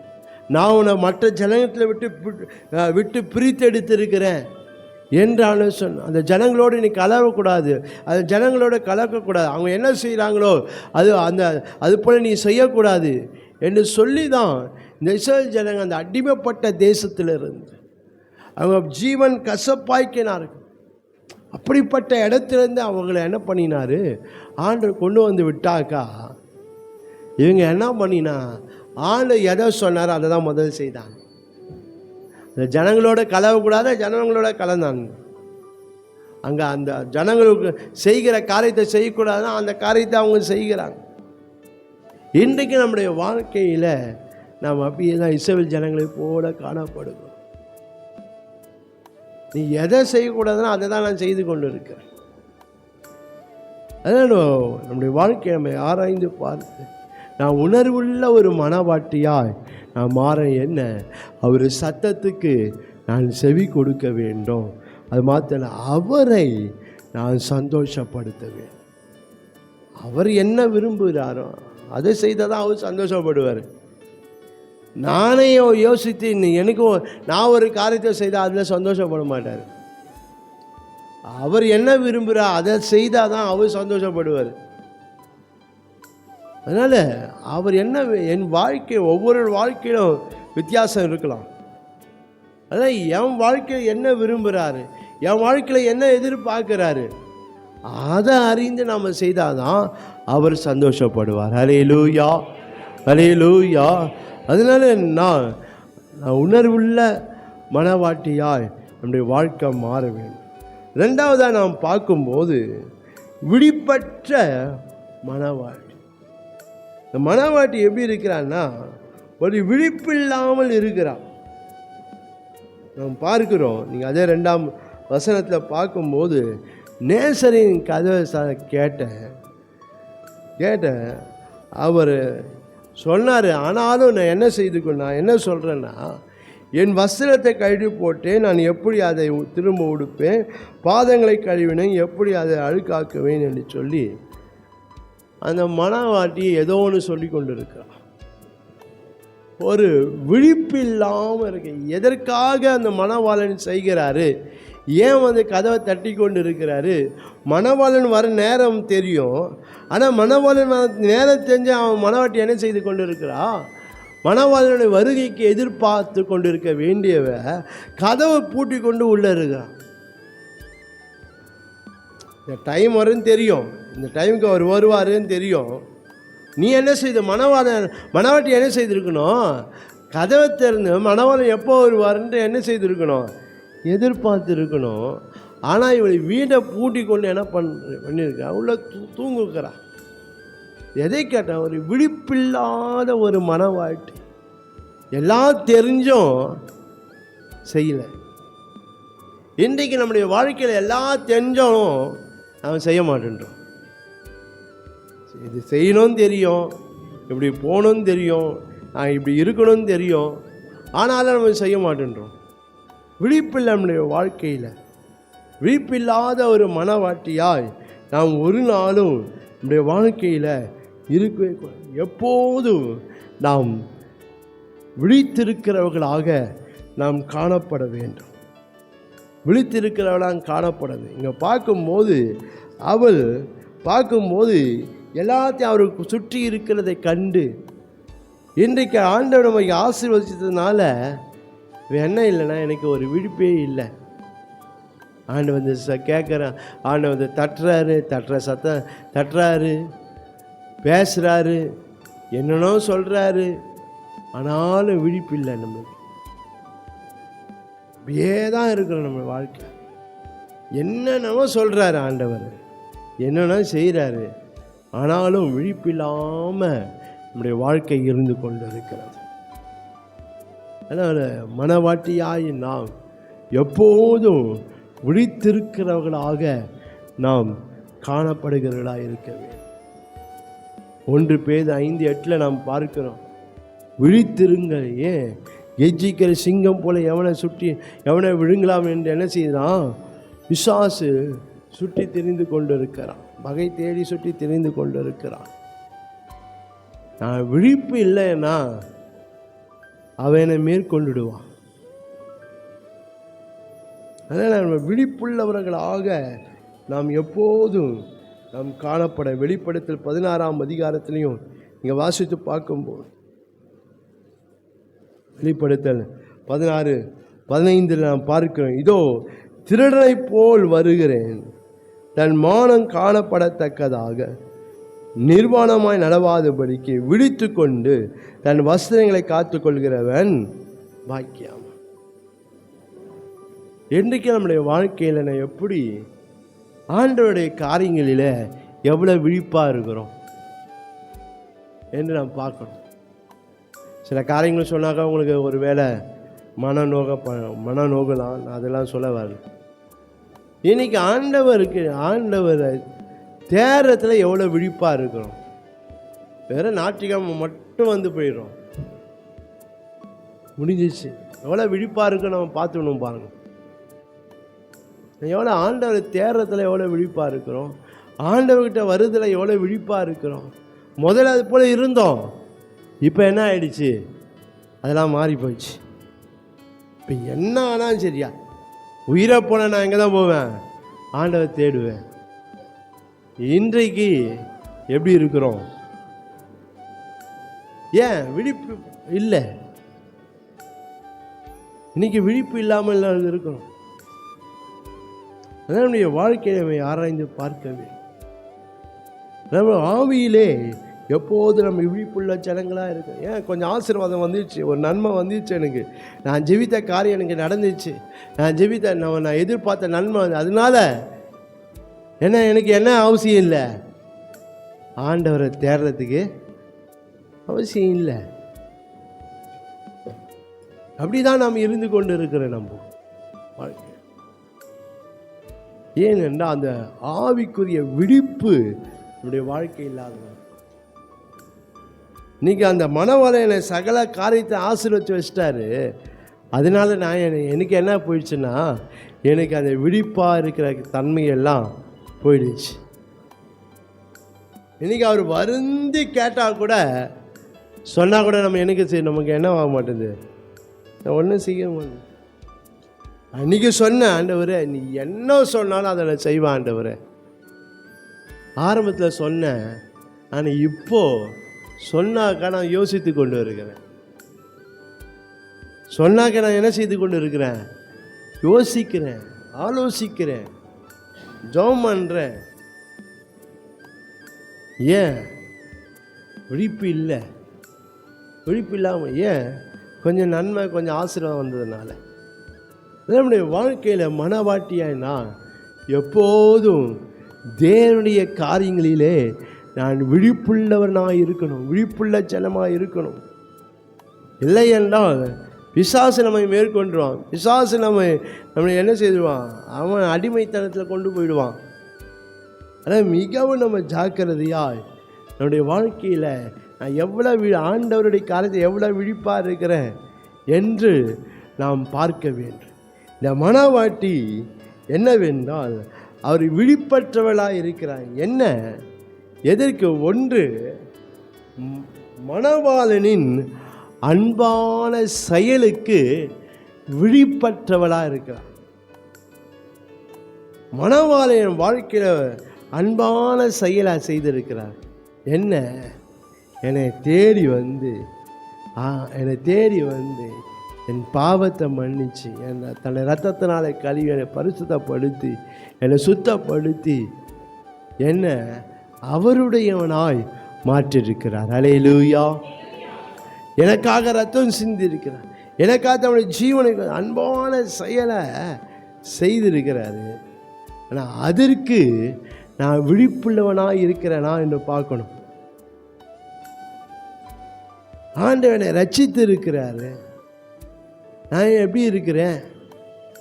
அந்த செயலுக்கு நான் எப்படியா ஆண்டவரிடத்தில் நான் இருக்கிறேன் என்று நான் பார்க்கணும். என்னை ரட்சித்தார், என்னை பாவத்தை கழுவினார், என்னை தேடி வந்தார், என்னை அவருடைய பிள்ளையாக அவருக்குரியவனாக மாற்றிருக்கிறாரு. ஆனால் அப்படிப்பட்ட செயலுக்கு நான் எப்படி இருக்கிறேன் என்று நான் பார்க்க வேண்டும். இன்றைக்கு நான் ஏதோ நினச்சி கொண்டு இருக்கிறேன். அவருடைய அன்பான செயலுக்கு கேட்டாற் போல என் ஜீவியம் இல்லாமல் இருக்கு. இங்கே நான் பார்க்கிற இந்த மணவாளன் அந்த மணவாட்டிக்கு செய்த அன்பான செயலுக்கு என்ன இல்லை? விழிப்புள்ளவளை. என்ன? நான் ரோட்டில் இருந்தேன், அவர் என்னை தேடி வந்து என்னை எப்படியாய் ஆசீர்வதித்து இருக்கிறாரு. அவருடைய அந்த அன்பான செயலுக்கு நான் விழிப்பாக இருக்க வேண்டியன்னா இப்போ எப்படி இருக்கிறேன்னா அசட்டை பண்ணி கொண்டு இருக்கிறேன். அவர் செயலுக்கு மதிப்பு கொடுக்காம இருக்கிறேன். அவர் செயலுக்கு நான் என்ன செய்கிறேன்? நான் அதுக்கு முன்னுரிமை கொடுக்காம, முதலிடம் கொடுக்காம என் காரியத்தை தான் என்ன செய்து கொண்டு இருக்கிறேன்? நான் பார்த்து கொண்டு இருக்கிறேன். நான் மனவாட்டி அவள் காரியத்தை தான் பார்த்துன்னு இருக்கிறேன். நான் இப்படி இருக்கிறேன். நான் வாசனை பார்க்கிறோம் 4ஆம் வசனத்தில் 5ஆம் வசனத்தில் பார்க்கும்போது நான் பார்க்கும்போது அவள் வாசனை வெள்ளை புலத்தினால் அந்த வாசனை திரவியங்களினால அவள் நிரப்பப்பட்டுக்கிறத பார்க்கும். அதெல்லாம் என்னென்ன ஆசீர்வாதங்கள். தேவன் மணவாளன் தந்த மணவாட்டிக்கு ஆசீர்வாதம் அதையே பார்த்து கொண்டு இருக்கிறான். இன்றைக்கு நான் எதை பார்த்து கொண்டு இருக்கிறேன்னா கர்த்தர் கொடுத்த ஆசீர்வாதத்தையே பார்த்துட்டு இருக்கிறேன். அவர் எனக்கு செய்த அந்த அன்பான செயலை நான் என்ன செய்கிறேன்? நினைக்கிறது இல்லை, அதை நோக்குகிறது இல்லை. கொடுத்த ஆசீர்வாதத்தை தான் பார்த்துன்னு இருக்கிறேன். அது போகக்கூடாது என் வாழ்க்கையை விட்டு. அதை காத்துக்கொள்ள தான் நான் என்ன செய்திருக்கிறேன்? இருந்து கொண்டு இருக்கிறேன். தவிர மணவாளன் வெளியே நின்று என்ன செய்கிறாரு? என்னை எதிர்பார்த்து கொண்டு இருக்கிறாரு. அவருக்கு நான் என்ன செய்ய மாட்டேன்றேன்? அவருக்கு ஏற்றாற் போல என் வாழ்க்கை காணப்படாமல் இருக்கு. இன்றைக்கு அவருடைய அன்பான செயலுக்கு நான் விழிப்பாக இருக்கிறேனா என்று பார்க்கணும். எதற்காக ஆண்டவர் இந்த காரியத்தை எனக்காக செய்தார், ஏன் செய்தார் என்ற அதை நினைத்து அதுக்கு நான் எப்படி வாழணும், அதுக்கு நான் ஆண்டவரிடத்தில் எப்படி இருக்கணும், என் வாழ்க்கையை எப்படி அர்ப்பணிக்கணும் என்று நாம் விழிப்புள்ளவர்களாக இருக்கணும். ஒரு நாள் வந்தார், ரட்சித்தார், பார்த்து அதெல்லாம் முடிஞ்சு போச்சு. அப்படி நம்ம இருந்து கொண்டு இருக்கிறோமா என்று பார்க்கணும். அதனால் அவருடைய அன்பான செயலுக்கு நாம் என்ன செய்யணும்? நம்ம விழிப்புள்ள ஜனங்களாக இருக்க வேண்டும். அவர் அந்த செயல் செய்வதற்கு நான் எந்த விதத்திலும் பாத்திரன் அல்ல. ஆனால் அந்த நிலையில் விட்டு இருந்தால் நான் எப்படி இருந்திருப்பேன்? யோசித்து பார்க்கணும். ஆனால் இன்றைக்கு அவர் கிருபையாக என்னை என்ன செய்திருக்கிறாரு? என்னை ரட்சித்து என் காரியத்தில் என் மேலே இந்த பாவம், சாபம், அக்கிரமங்கள், மீறுதுகள் எல்லாவற்றையும் மாற்றிட்டார். எல்லாவற்றையும் மாற்றி என்னை ஒரு ஆசீர்வாதமான ஒரு நிலையில் ஆண்டவர் வச்சிருக்கிறார்.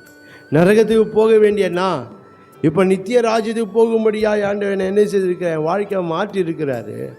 ஆனால் அதிலே என்னை என்ன செய்யுதில்ல, விழிப்பு இல்லாமல் இருக்கும். அதற்கு நான் எப்படி இருக்கணும், என்ன செய்யணும், வாழ்க்கை எப்படி இருக்கணும்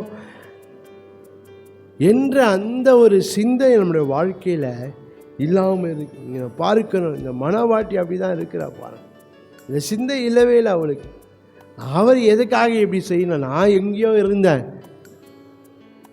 என் குடும்பத்தாரே என்னை மதிக்கலை, என் குடும்பத்தாரே என்னை ஒதுக்கிட்டாங்க. ஆனால் இவர் என்னை என்ன செய்ய ஏற்றுக்கொண்டு என்னை இவ்வளவாய் ஆசீர்வதித்து என்னை நல்ல ஒரு நிலையில் வச்சுருக்கிறாரு. எதற்காக வச்சுருக்காரு, ஏன் வச்சார், அதுக்கு நான் என்ன செய்யணும், அதுக்கு என் வாழ்க்கை எப்படி இருக்கணும் என்ற அந்த நினைப்பு அந்த மனவாட்டிக்கு இல்லை.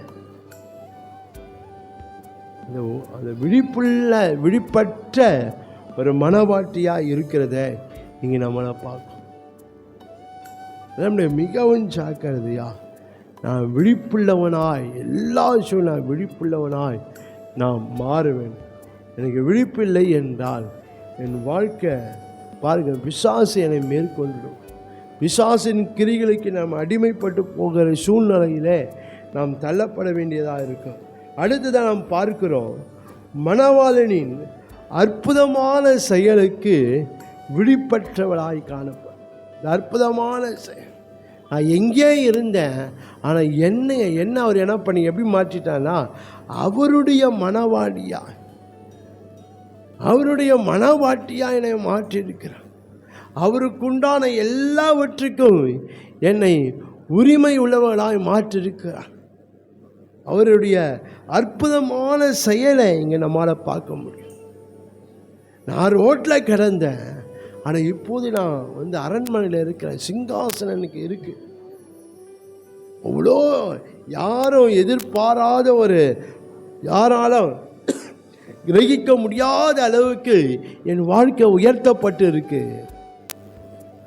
ஏன் செய்தார், எதற்காக இதை செய்தார், அவர் என்ன எதிர்பார்க்கிறாரு என்ற அந்த விழிப்பு இல்லாமல் இந்த மனவாட்டி காணப்படுகிறத பார்க்கும். இந்த வாழ்க்கை யாரால் வந்தது, எப்படி வந்தது என்ன, அந்த விழிப்பு அவளுக்கு இல்லை. அவள் உள்ளே உட்காந்து கொண்டே சொல்லி கொண்டு இருக்கிறான், நான் காலை அழுக்கு பண்ணிட்டேன், நான் எப்படி நடந்து வருது, நான் எப்படி இறங்குறது, நான் எப்படி வருது, எப்படி கதவை திறக்குது, உள்ளேருந்தே சொல்லி கொண்டு இருக்கிறா பாருங்க. இன்றைக்கு நம்முடைய வாழ்க்கையில்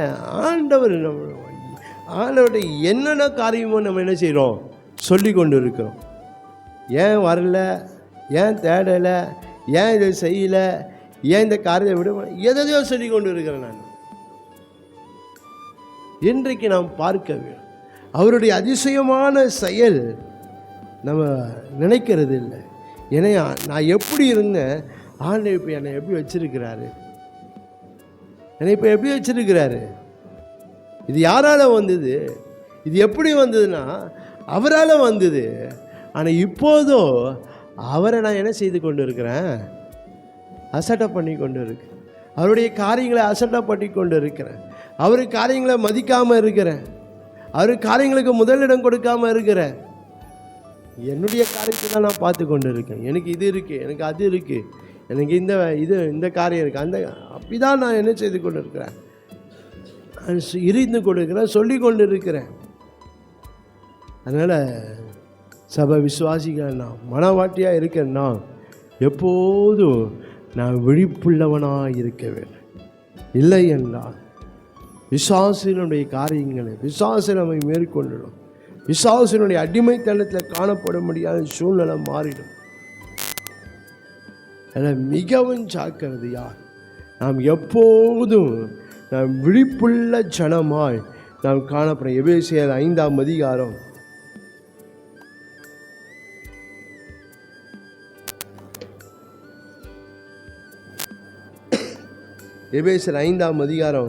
14ஆம் வசனத்தில் பார்க்கிறோம்.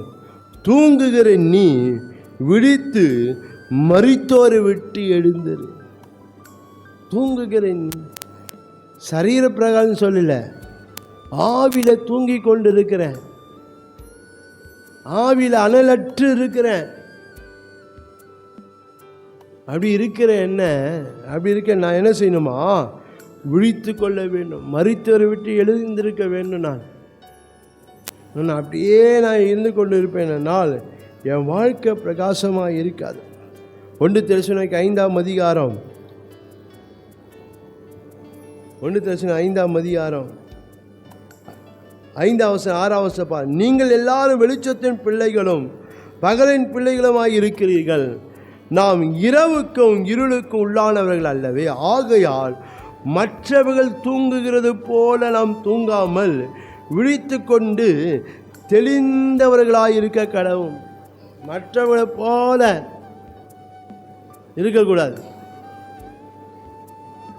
இன்னைக்கு நான் யாரை பார்த்து கொண்டு, மற்றவங்கள நான் பார்த்து கொண்டு இருக்கிறேன். அவங்க அப்படி செய்கிறாங்களா, அவங்க அப்படி இருக்கிறாங்களா, நானும் அப்படி இருக்கிறேன், அவள்தான்.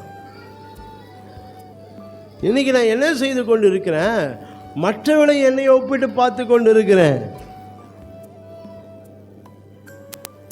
நான் தேவனையும் என்னையும் ஒப்பிட்டு பார்க்கணும். அவர் எனக்கு என்ன செய்திருக்கிறாரு, அவர் எனக்கு செய்திருக்காரு, அவர்களை விட எனக்கு அதிகமாக செய்திருக்கிறாரு. அப்புறம் நான் எப்படி இருக்கணும்? நான் அதிகமாக இருக்கணும். இன்றைக்கு மற்றவங்கள பார்த்து நான் என்ன செய்ய, எடை போட்டுக்கொண்டு அவங்க அப்படி இருக்கிறாங்களா, நான் இப்படி இருக்கிறேன், வா நல்லா இருக்கிறேன், அப்படி தான் நாம் இப்போ இருந்து கொண்டு இருக்கோம். அதான் பார்க்கிறோம், மற்றவர்கள் தூங்குவது போல நாம் தூங்க, மற்றவர்கள் இருக்கிறது போல நாம் இல்லாமல். அப்போஸ்தலர் 20ஆம் அதிகாரம் 31ஆம் வசனத்தில் நீங்கள் வாசித்து பார்க்கும்போது,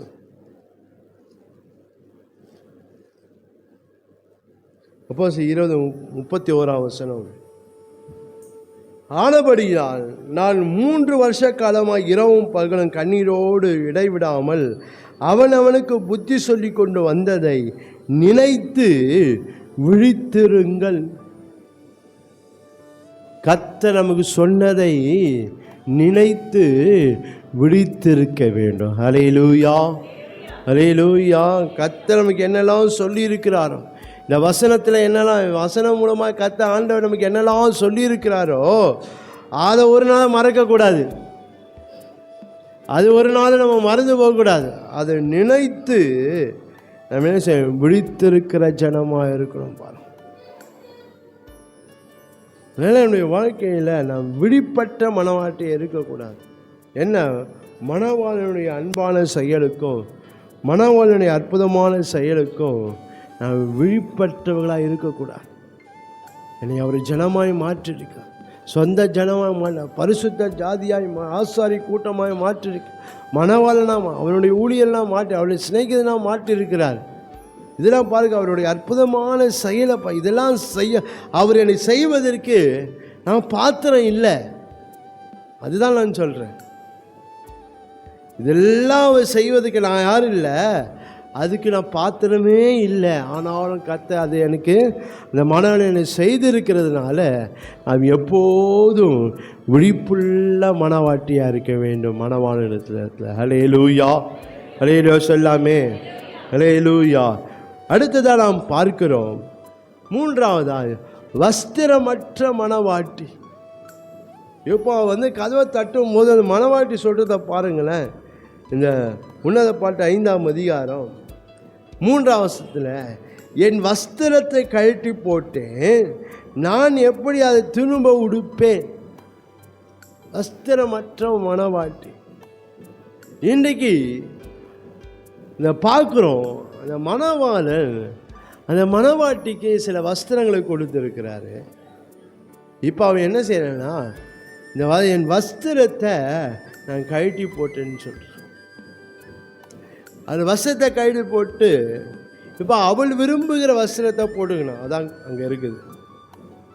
இன்றைக்கு ஆண்டவர் எனக்கு ஒரு வஸ்திரத்தை கொடுத்துருக்கிறாரு, அதை விட்டுட்டு எனக்கு விரும்புகிறதை நான் செய்து கொண்டு இருக்கிறேன். இனி எனக்குண்டு என்னை ரட்சித்து ஆண்டவர் சில வஸ்திரங்களை கொடுத்து இருக்கிறார்.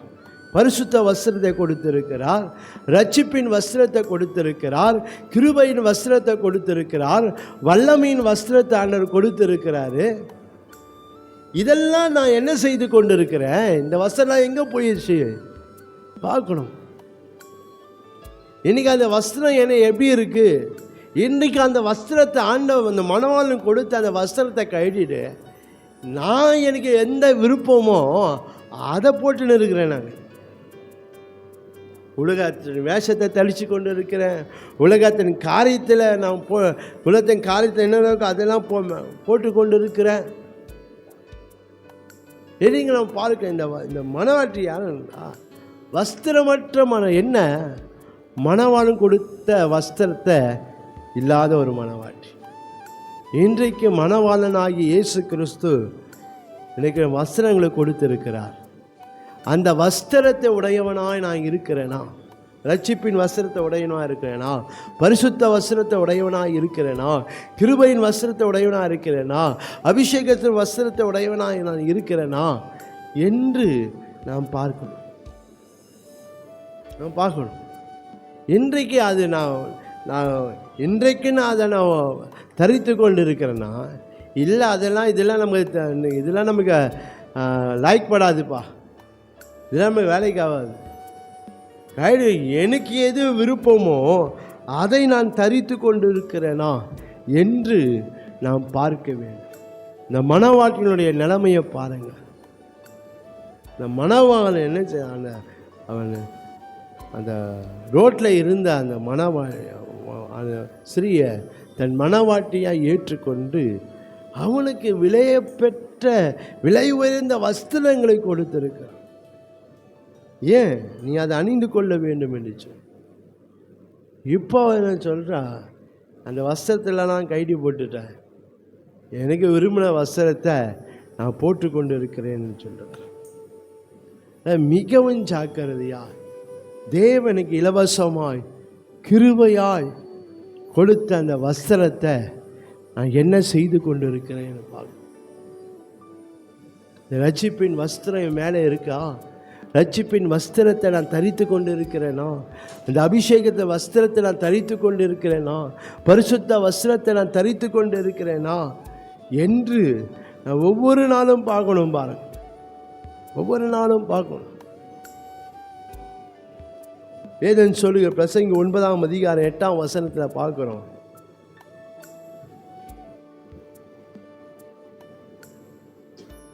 பிரசங்கி 9:8 பார்க்கிறோம். உன் வஸ்திரங்கள் எப்போதும் வெள்ளையாயும். உன் வஸ்திரங்கள் எப்போதும் எப்படி இருக்கணுமா?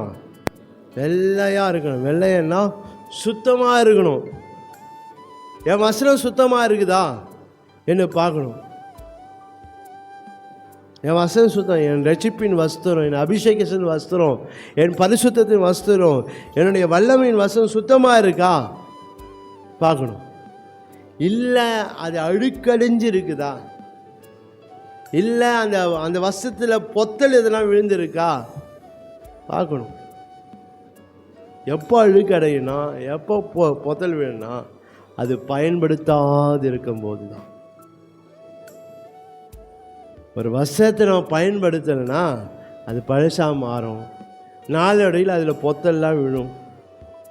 இன்றைக்கு இந்த மணவாளன் கொடுத்த இந்த வஸ்திரம் என் வாழ்க்கையில் எப்படி இருக்கு பார்க்கணும்.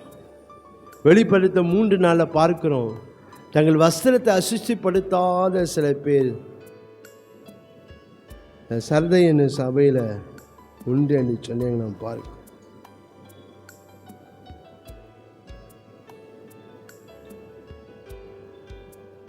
வஸ்திரத்தை நாங்கள் வஸ்திரங்களை அசுசிப்படுத்தாத சில பேர் சர்தையில் உனக்கு உண்டு. இன்னைக்கு வஸ்திரத்தை நான் அசுசிப்படுத்தி கொண்டு இருக்கிறேனா பார்க்கணும். நீங்கள் சகரிய 3ஆம் அதிகாரத்தை நீங்கள் வீட்டை போய் வாசித்து பார்ப்பீங்கன்னா, ஒரு ஆசாரியன் அழுக்கு வஸ்திரம் போட்டு கொண்டு இருக்கிறான், அவனோடு கூட பிசாசு போராடுறான். இன்னைக்கு என் வஸ்திரம் நான் இல்லைனா பிசாசு போராடி தான் இருப்பான். ரட்சிப்பின் வஸ்திரம் என் வாழ்க்கையில் இல்லைனா, மணவாளனுக்கு கொடுத்திருக்கிற வஸ்திரங்க என் வாழ்க்கையில் இல்லைனா பிசாசு தான் நம்ம கூட இருப்பான். பிசாசு கூட இருந்து நம்ம போட்டு வதச்சி நிற்பான் பாருங்க. மிகவும் ஜாக்கிரதையா நான் வாழ்க்கையில் நான் மணவாளன் கொடுத்த வஸ்திரத்தை உடையவனாக இருக்கிறேன்னா, இல்லை அந்த வஸ்திரத்தை இல்லாது நான் இருக்கிறேன்னா, அந்த வஸ்திரத்தில் நான் இழந்துட்டு இருக்கிறேனா என்று நாம் பார்க்க வேண்டும். இந்த மணவாட்டி என்ன சொல்கிறேன்னா, என் வஸ்திரத்தை நான் கழட்டி போட்டேன், மறுபடியும் அதை நான் எப்படி உடுப்பேன்? இன்றைக்கி அது போல தான் நம்முடைய வாழ்க்கை இருக்குது பாருங்கள். ரட்சிப்பின் வஸ்திரத்தை நம்ம இழந்த நிலையில் மறுபடியும் அதை என்ன செய்ய முடியல, நம்மளால் போட முடியல. ஏன்? வாஞ்சை இல்லை. இந்த ரட்சிப்பின் வஸ்திரத்தை தரித்து கொள்ளணும், அபிஷேக வஸ்திரத்தை தரித்து கொள்ளணும். அந்த வாஞ்சை விருப்பம் நம்ம வாழ்க்கையில் இல்லவே இல்லை பாரு. அதாவது மணவாட்டிகளாகிய நாம் எந்த நிலையில் நான் காணப்படுகிறேன் என்று நாம் பார்க்க வேண்டும். மணவாளன் எனக்கு கொடுத்திருக்கிற அந்த வஸ்திரத்தை உடையவனாய் நான் இருக்கிறேனா என்று நம்முடைய வாழ்க்கையில் நாம் ஆராய்ந்து பார்க்க வேண்டும். இந்த வஸ்திரமற்ற ஒரு மணவாட்டி என்ன? மணவாளனால்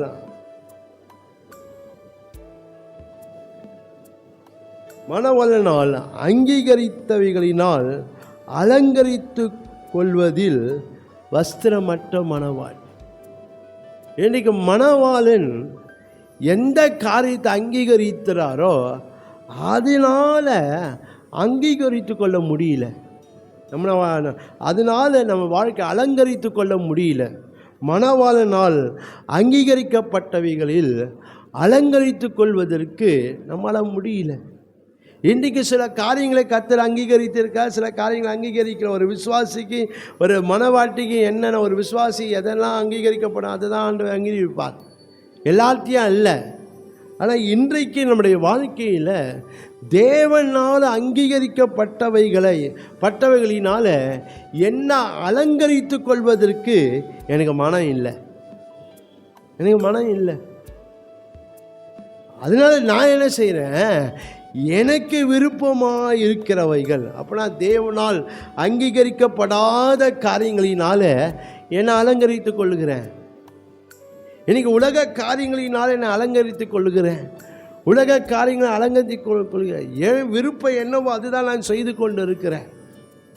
தேவன் வாழ்க்கையில் எதை அங்கீகரித்தாரோ அதனாலே என் வாழ்க்கை அலங்கரித்து கொள்ள வேண்டும் என்ற அந்த சிந்தை நம்முடைய வாழ்க்கை இல்லாமல் இருக்கு. நான் செய்கிற ஒவ்வொரு காரியம் கர்த்தர் அங்கீகரிக்கிறாரா என்று பார்க்கணும். என் செயல் எல்லாம் அங்கீகரிக்கிறாரா என்று பார்க்கணும். நானே ஒரு காரியத்தை செய்துட்டு நான் இருப்பேனால் ஆண்டவர் அதை ஒரு நாள் என்ன செய்ய மாட்டார், அதை அங்கீகரிக்க மாட்டார். நான் செய்யதெல்லாம் கர்த்தர் அங்கீகரிப்பார் என்ன ஒரு நாள் கனவுல கூட நினைக்கக்கூடாது. ஆனால் எதெல்லாம் கர்த்தர் என் வாழ்க்கையில் அங்கீகரித்து இருக்கிறாரோ அதனால என் வாழ்க்கை அலங்கரித்து கொள்ள வேண்டும். ஹல்லேலூயா, ஹல்லேலூயா. என்னெல்லாம் இந்த வசனத்தை சொல்லுகிறார் அதனால என் வாழ்க்கையை நான் அலங்கரித்துக்கொள்ள. நானே ஒரு காரியத்தை தெரிஞ்சுக்கணும், நானே ஒரு காரியத்தை செய்யக்கூடாது. நானே ஒரு காரியத்தை தேர்ந்தெடுத்து நானே ஒரு காரியத்தை என்ன செய்யக்கூடாது, நாம் செய்யக்கூடாது. பாருங்கள், இந்த மணவாளி அப்படி தான் செய்கிறான். அவன் மணவாளம் கொடுத்து அங்கே வஸ்திரத்தெல்லாம் விட்டுட்டு அவளுக்கு விருப்பமானது எதுவோ அதை தான் செய்து கொண்டது. அதனால் என்னுடைய வாழ்க்கையில் நாம் எப்படியா இருக்கிறோம் என்று நம் வாழ்க்கையில் ஆராய்ந்து பார்க்க வேண்டும்.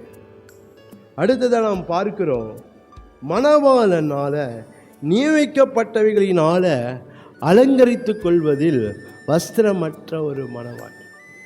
இந்த மணவாளன் என்னெல்லாம் நியமித்திருக்கிறாரோ என் வாழ்க்கையில் அதனால நான் என்னை அலங்கரித்து கொள்ள வேண்டும். ஹல்லேலூயா, ஹல்லேலூயா.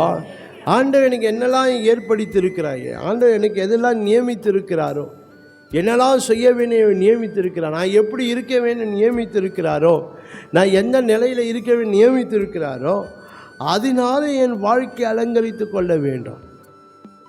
சில வேளை ஆண்டவர் நியமித்த காரியங்கள் ஒரு வேளை எனக்கு விருப்பம் இல்லாமல் இருக்கலாம், ஆனால் நான் அதனால் அலங்கரிக்க இருந்தால் தான் மனவாட்டியாய் நமக்கு ஆசீர்வாதமாக இருக்கும். பாரு, இன்றைக்கு இந்த மனவாட்டி சொல்லுகிறார், இன்றைக்கு இந்த மனவாட்டியினுடைய வாழ்க்கையில் அந்த மனவளன் சில காரியங்களை அவன் அங்கீகரித்தான். இதுதான் நீ உடுத்தணும், இதை தான் நீ செய்யணும், இப்படி தானே இருக்கணும் அப்படின்னு சில காரியங்களை அங்கீகரித்து இருக்கிறான். ஆனால் அதனால அவளை அங்கீகரித்து கொள்வதற்கு மனம் இல்லை. உன்னை வேறு பிடிச்சிட்டு வந்துட்டேன், உன்னை அந்த இடத்துலேருந்து நான் கூட்டிகிட்டு வந்துட்டேன், மறுபடியும் நீ எங்கே என்ன செய்யாத, அதே காரியத்துக்கு போவாத, அதே இடத்துக்கு போவாத. உன்னை வேறு பிடிச்சி எங்கே வச்சுருக்கானே அங்கேயே இரு அப்படின்ட்டு ஒரு அங்கே அந்த மனவாளன் என்ன செய்ய அங்கீகரித்து இருக்கிறான். அதனால நம்ம என்ன செய்யணும், நம்ம அலங்கரிக்கிறவர்களாக இருக்கணும். ஹல்லேலூயா, ஹல்லேலூயா. அது மாத்திரம் இல்லை, மனம் சில காரியங்களை நியமித்து இருக்கிறாரு. அந்த நியமிக்கப்பட்டதிலே நாம் நம்மை அலங்கரித்து கொள்கிறவர்களாக இருக்கணும். அப்படி இல்லாத பட்சத்தை இருப்போமானால் நம்முடைய வாழ்க்கையில் நாம் வஸ்திரமற்ற ஒரு விசுவாசிகளாய், வஸ்திரமற்ற ஒரு மனவாட்டியாய் நம்முடைய வாழ்க்கையில் காணப்படுகிற சூழ்நிலையில் தள்ளப்பட்டு, ஆனால் நான் எப்படி இருக்கிறேன் என்று நாம் பார்க்க வேண்டும். அவர் கொடுத்திருக்கிற அந்த வஸ்திரங்களினாலே நான் அலங்கரித்து கொள்கிறேனா, அவர் என் வாழ்க்கையில் என்னெல்லாம் அங்கீகரித்து இருக்கிறாரோ. அதான் பவுல் சொல்லும்போது எல்லாவற்றையும் எனக்கு அனுபவிக்க அதிகாரம் என்ன எல்லாமே எப்படி இருக்காது, தேவ பக்தியாக இருக்காது. அதாவது தேவன் என் வாழ்க்கை என்ன அங்கீகரித்த, இதுதான் நான் செய்யணும்னு அங்கீகரித்தான், இப்படி தான் இருக்கணும் அங்கீகரித்தான், நான் அதில் தான் இருக்கணும்.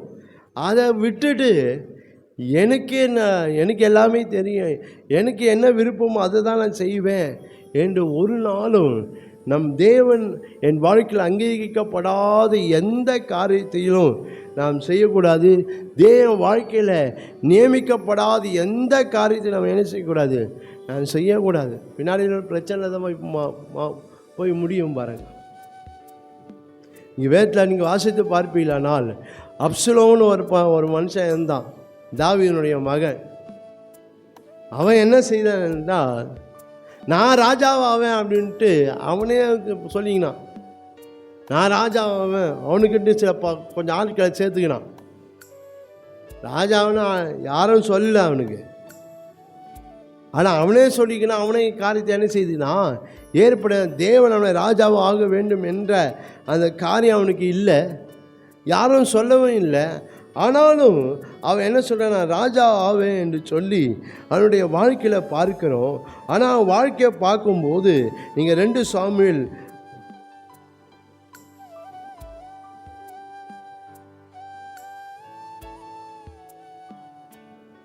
நீங்கள் 2 சாமுவேல் புத்தகத்தில் நீங்கள் வாசித்து பார்க்கும்போது அவனுடைய வாழ்க்கையை நீங்கள் பார்த்தீங்கன்னா ஆச்சரியமாக இருக்கும். 2 சாமுவேல் 14ஆம் அதிகாரம் 25ஆம் வசனத்தை பாருங்களேன். இஸ்ரவேலர் அனைவருக்குள்ளும் அப்சலோமை போல் சௌரியம் உள்ளவனும் மெச்சுக்கொள்ளப்பட்டவனும் இல்லை, உள்ளங்கால் தொடங்கி உச்சந்தலைவன் மட்டும் அவனுக்கு ஒரு பொழுதும் இல்லாது இருந்தது. ராஜாங்கத்துக்குரிய ஒரு வேளை எல்லா காரியம் அவன் வாழ்க்கையில் இருந்தாலும் ராஜாவாய் ஆவதுக்கு அவன் அங்கீகரிக்கப்படலை, ராஜாவாய் ஆவதுக்கு அவன் ஏற்படுத்தப்படலை. ஆனால் அவனே என்ன செய்கிறான், சில ஆட்களை சேர்த்து கொண்டு நான் ராஜாவாக இருப்பேன். என்னவா ஆண்டவர் தாவீதுக்கு அடுத்தது சாலமோனை ராஜாவாக ஏற்படுத்த வேண்டும் என்ற ஒரு காரியத்தை வைத்திருந்தார். நான் அதுக்கு மாறாக என்ன செய்யலைன்னா நான் ராஜா ஆகிடுவேன். இவனே ஒரு காரியத்தை ஏற்படுத்திக்கிறான். அவன் தேவனால் அது அங்கீகரிக்கப்பட, தேவனால் அது தேவனால் அவன் வாழ்க்கை அது என்ன நியமிக்கப்படலை. ஆனால் அதனால அவன் அவன் அலங்கரித்து கொள்கிறப்பா நான் ராஜாவிடும். சூழ்நிலையை பார்ப்பீங்களானா அதற்கு ஏற்றாற்போல தான் இருக்கு. என்ன, தாவீது அவனுக்கு பயந்து ஓடுறான். தாவீது அவனுக்கு பயந்து என்ன செய்கிறான், ராஜ்யத்தை விட்டு அவன் அப்சலோம் வந்தால் நம்மளால சாவடிச்சிடுவான் அப்படி என்ன செய்கிறான், மகனுக்கு பயந்து ஓடுறான். சில வேலைகளில் நான் தான் சொல்கிறேன், நம்ம ஜாக்கிரதையாக இருக்கு. என்னவென்றால், நான் அங்கீகரிக்கப்படாத காரியங்களை செய்வேன் என்றால் சில வேளையில் அது வாய்க்கவும் செய்யும். அது வாய்க்கவும் செய்யும். இங்கே பார்க்குறோம், நான் ராஜா ஆவேன் காரியம் அவனுக்கு ஏற்படுத்தப்படலை, அவனுக்கு நியமிக்கப்படலை, அவன் அங்கேயே ஆனால் வாய்க்குது காரியம். பாருங்க, என்ன தாவீது ஓடுறான், ராஜாங்கத்தை விட்டு ஓடுறான். சில வேலைகளை விசுவாசிகளாகினோம், விசுவாச தந்திரமாக சில காரியங்களை செய்து கொண்டு இருப்பான். நான் விழிப்பாக இருக்கணும். அங்கீகரிக்கப்படவில்லை என்றால் அந்த காரியம் என்ன செய்யும், நமக்கு ஏற்றாற் போல் அதை நடக்க தான் செய்யும், வாய்க்க தான் செய்யும். ஆனால் நம்ம ஜாக்கிரதையாக இருக்கணும், இது தேவன் அங்கீகரிக்கிறாரா இல்லையா என்று சொல்லி, தேவன் இது வாழ்க்கை ஏற்படுத்தி இருக்கிறாரா இல்லையா என்று சொல்லி நாம் தெளிவாய் அறிய வேண்டும். ஆனால் இங்கே நாம் பார்க்கிறோம், இவன் தானே ஏற்படுத்தினான், அது கேட்டாற் போல அவனுக்கு வாசல்கள் திறக்குது, வழியும் திறக்குது. ஆனால் முடிவோ மரணம். அவனுக்கு முடிவு என்ன, சரியான முடிவு இல்லை. அவன் வாழ்க்கையில் மரணத்தை சந்திக்கிறான் அவன், அப்சலோம். ஆனால் மிகவும் ஜாக்கிரதையா நம்முடைய வாழ்க்கையில் நமக்கு ஆண்டவர் நமக்கு என்ன அங்கீகரிக்கலையோ, ஆண்டவர் என் வாழ்க்கையில் எது கர்த்தர் அங்கீகரிக்கலையோ அல்லது எது எனக்கு நியமிக்கப்படலையோ அது நம்ம தலையிடவே கூடாது. தலையிட்டனா நம்ம வாழ்க்கை போயிடுச்சு, அவ்வளோதான். அப்சலோம் அவன் தேவையில்லாத காரியத்தை அவன் தலையிட்டான். அவனுக்கு அங்கீகரிக்கப்படாத காரியத்தில், அவன் நியமிக்கப்படாத காரியத்தை இருந்தான். அவன் ஏற்றாற்பவனுக்கு வழியும் திறந்து வாசலை திறக்குது. ஆனால் அது முடிவோ அவன் வாழ்க்கையில் மரணத்தை சந்திக்கிறத பார்க்கும். சில பேர் நம்முடைய ஆவிக்குரிய வாழ்க்கையில் சில காரியங்கள் நம்ம கர்த்தர் அங்கீகரிக்கப்படாத காரியங்கள் செய்ய ஒரு வேளை அது எல்லாம் நல்லா தான் நடக்கும், அது முடிவு நமக்கு ஆசீர்வாதமாக இருக்காது. அதனால் நம்ம வாழ்க்கையில் நம்ம தெளிவாக இருந்து கர்த்தர் எனக்கு என்ன அங்கீகரித்தாரோ அதனால நான் அலங்கரித்து கொள்ளுவேன். ஒருவேளை அது நான் விருப்பப்படவில்லை என்றாலும், அது எனக்கு அது விருப்பம் ஆனாலும் அதனால நம்ம அலங்கரித்து கொள்ளுவேன். கர்த்தர் எனக்கு என்ன நியமித்திருக்கிறாரோ, எனக்கு ஆண்டவர் எதை செய்யும்படி நியமித்திருக்கிறார், நான் எப்படி இருக்கும்படி கர்த்தர் நியமித்திருக்கிறார், அதனாலே நாம் அலங்கரிக்கப்பட வேண்டும். ஹல்லேலூயா. அப்போ தான் நமக்கு ஆசீர்வாதமாக இருக்கும். இல்லை என்றால் வஸ்திரமற்ற மனவாட்டியை போல மாறிடும் வாழ்க்கையில். நம்ம வாழ்க்கை தேவன் தந்த வஸ்திரம் இல்லைன்னா நம்மளால் நித்திய ராஜ்யத்துக்குள்ளே போக முடியாது. பாருங்கள், முடிவு நமக்கு நல்லாவே இருக்காது. அதாவது அந்த தேவன் கொடுத்த வஸ்திரத்தோடு போனதான் நம்மளால் உள்ளே போக முடியும். வஸ்திரம் இல்லாமல் நம்ம என்ன செய்ய முடியாது, போகவே முடியாது. பாருங்கள், அதை மிகவும் நம்ம எச்சரிக்கையாக இருந்து நாம் வஸ்திரம் தரித்து கொண்ட ஒரு மனவாட்டியாய் நான் என்ன செய்யணும், நான் காணப்பட வேண்டும். நான்காவதாக நாம் பார்க்கிறோம் விவேகமற்ற மனவாட்டி. நீங்கள் மறுபடியுமா நீங்கள் அந்த உன்னத பாட்டை நீங்கள் வாசித்து பார்ப்பீங்களானால், உன்னத பாட்டு 5ஆம் அதிகாரம்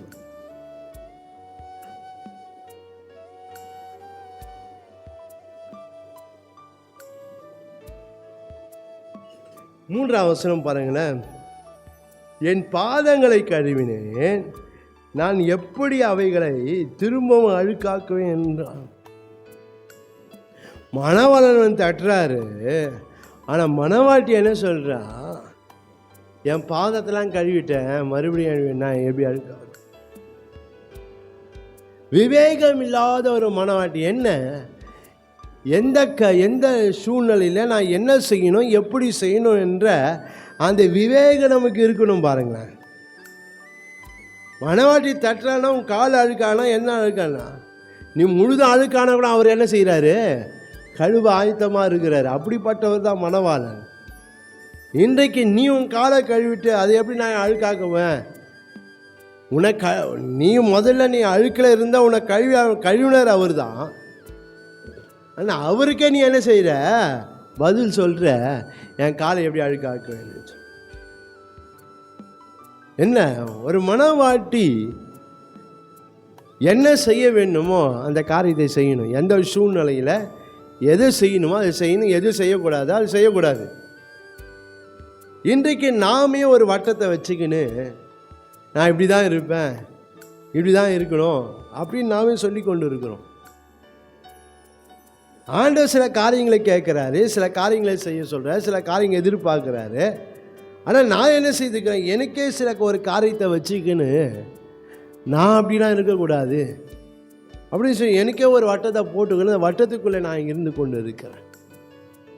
இந்த மனவாட்டி அப்படி தான் என்ன செய்கிறா, தனக்குள்ளே ஒரு வட்டத்தை போட்டு நான் காலை அழுக்காகிட்டேன், கால் கழுவிட்டேன், நான் எப்படி அழுக்காக்குவேன் அப்படின்ட்டு விவேகம் இல்லாமல் இங்கே நடக்கிறத இங்கே நான் பார்க்கணும். இன்றைக்கு மனவாட்டியாகிய நான் மலவானத்தில் எப்படி நடந்து கொள்கிறேன் என்பதை பார்க்கணும். எந்த சூழ்நிலையில் நான் என்ன செய்யணும், எதை செய்யக்கூடாது, நான் என்ன பேசுகிறேன், என்ன பேசக்கூடாது என்பதை நாம் அறிந்திருக்க வேண்டும். விவேகம் உள்ளவர்களாக, நாம் விவேகமுள்ள மனவாட்டியாக நாம் என்ன செய்யணும், நாம் இருக்கணும். பாருங்கள், இந்த நேரத்தில் நான் என்ன செய்யணும், இந்த சூழ்நிலை நான் என்ன செய்யணும், அதெல்லாம் செய்யணும். இல்லை அது இல்லை, நான் அப்புறம் செய்யலாம், அப்புறம் பார்த்துக்கலாம் என்று நான் சொல்லி கொண்டு இருப்பேனால், நான் இருந்து கொண்டு இருப்பேனால் அது எதை கண்ட நான் விவேகம் இல்லாமல் இருக்கிறேன்னு அர்த்தம். இன்னைக்கு ஆண்டவர் என்னை தேடுன்னு சொல்கிறாரு, ஆண்டவர் எனக்கு இடம் கொடுன்றாரு, ஆண்டவர் என் காரியத்தை செய்கின்றாரு. ஆனால் நான் என்ன சொல்லி கொண்டு இருக்கிறேன், இல்லை ஆண்டவர் அப்புறம் செய்கிறாங்க, இல்லை அப்புறம் பார்த்துக்கலாம். அப்படி தான் நம்ம இருந்து கொண்டு இருக்கிறோம். இந்த சூழ்நிலையில் நான் என்ன செய்யணும், ஆண்டவர் என்னை ரட்சித்திருக்கார், நான் என்ன செய்யணும், அதை நான் செய்யணும். அதை நான் செய்யாமல் நான் வேறு எதையோ செய்து கொண்டு இருப்பேனால் நான் விவேகம் இல்லாத ஒரு மனவாட்டியாக நான் காணப்படுகிறேன். அதனால் மிகவும் நம்ம ஜாக்கிரதையாக நம்ம ஆண்டவருடைய மனவாழ்நிலத்தில் நாம் காணப்பட வேண்டும். மனவன் எதற்காக இதை செய்தார், ஏன் செய்தார், நான் என்ன செய்யணும்னு அவர் இந்த காரியத்தை செய்து இருக்கிறார், அந்த விவேகம் நமக்கு இருக்கணும். பாருங்கள், எதற்காக ரட்சித்தார், எதற்காக பிரித்தெடுத்தார், எதற்காக அபிஷேகித்தார், எதற்காக ஆண்ட கிருபைகளை கொடுத்துருக்கிறாரு, எதற்காக என்னை ஆசீர்வதிச்சிருக்கிறாரு, அந்த விவேகம் இருக்கணும் நம்மளுக்கு. இன்றைக்கு எல்லாவற்றையும் பெற்றுக்கொண்டேன்னா சில காரியங்களை செய்யி இப்படி இரு அப்படின்னாக்கா நம்ம என்ன செய்கிறது இல்லை, அது போல் செய்கிறது இல்லை. எனக்கு பிரயோஜனமாக இரு அப்படின்னு சொல்ல, இல்லை ஆண்டவர் அப்புறம் இன்னும் நாட்கள் போட்டோம், இன்னும் கொஞ்ச நாள் போட்டோம், இல்லை ஆண்டவர் இது இருக்குது, ஆண்டவர் அது இருக்குது என்று எந்தெந்த காரியத்தையும் நம்ம என்ன செய்யணும், நமக்குள்ளே ஒரு வட்டத்தை போட்டுன்னு, எனக்கு இந்த பிரச்சனைலாம் இருக்குது, எனக்கு எனக்கு இந்த காரியம்லாம் இருக்கிறதுனால என்னால் என்ன செய்ய முடியும், இதுக்கு வர முடியல என்று எனக்குள்ளே சில வட்டத்தை நான் போட்டுக்கொண்டு நான் என்ன செய்து கொண்டு இருக்கிறேன். நான் என்னவோ நான் வேகமாக நடக்கிற மாதிரி தான் நம்ம வாழ்க்கை தோணுது. ஆனால் நான் எப்படி இருக்கிறேன், விவேகம் இல்லாமல் நடந்து கொண்டு இருக்கிறேன். கதவை தட்டினா போய் இறங்கி திறக்க வேண்டியது தானே, ஆண்டவர் சொன்னால் செய்ய வேண்டியது தானே, ஆண்டவர் எதிர்பார்க்குற காரியத்தை நான் செய்ய வேண்டியது தானே. ஏன் சில காரியங்களை நான் சொல்லி கொண்டு இருக்கிறேன், இது எனக்காக நான் ஏற்படுத்தி கொண்ட ஒரு காரியம். சில ஜபத்துக்கு வாங்கினா எதனா ஒரு காரியத்தை நம்ம சொல்லி கொண்டு இருக்கிறோம், சில கூட்டங்களுக்கு வாங்கினா எதனா ஒரு காரியத்தை நம்ம சொல்லி கொண்டு இருக்கிறோம். இது எனக்காக நான் போட்டுக்கொண்ட ஒரு காரியம். இது என்னன்னா, நான் விவேகம் இல்லாமல் நடந்து கொண்டு இருக்கிறேன். இதெல்லாம் எனக்கு எப்படி வந்தது அது யோசிக்கிறது இல்லை நம்ம. இதெல்லாம் நான் சொல்கிறேன், எனக்கு இதெல்லாம் இருக்கிறதுனால நான் வரல, இதெல்லாம் எப்படி வந்தது, அந்த மனவாளனால வந்தது. இன்றைக்கி அந்த மனவாளன் கேட்குறாரு, அந்த மனவாளனை கூப்பிட்றாரு, நான் அவருக்கு என்ன பதில் சொல்கிறேன், அவருக்கு என்ன கொடுத்தாரோ அதையே காரணத்தை காட்டிக்கொண்டு இது இருக்கிறதுனால தான் வர முடியாது, இல்லை நான் வந்துடுவேன், இல்லை நான் செய்துடுவேன், இல்லை நான் ஊழியத்துக்கு வந்துடுவேன், இல்லை நான் இந்த காரியத்தை செய்துடுவேன் அப்படின்ட்டு நம்ம மனவாளன் எனக்கு என்ன கொடுத்தாரோ அதையே நான் காரணம் அவருக்கு சொல்லி கொண்டு இருக்கேன். பாருங்களேன், இது என்ன? இது விவேகம் இல்லாமல் நாம் செய்து கொண்டிருக்கிற காரியம். அதனால் மனவாட்டியாகிய நாம் விவேகம் உள்ளவர்களாக நாம் காணப்படுகிறவர்களாக இருக்கணும். காணப்படுகிற ஒரு நாளும் இந்த விவேகம் இல்லாமல் நாம் நடக்கவே கூடாது. நீதிமொழிகள் 14ஆம் அதிகாரம்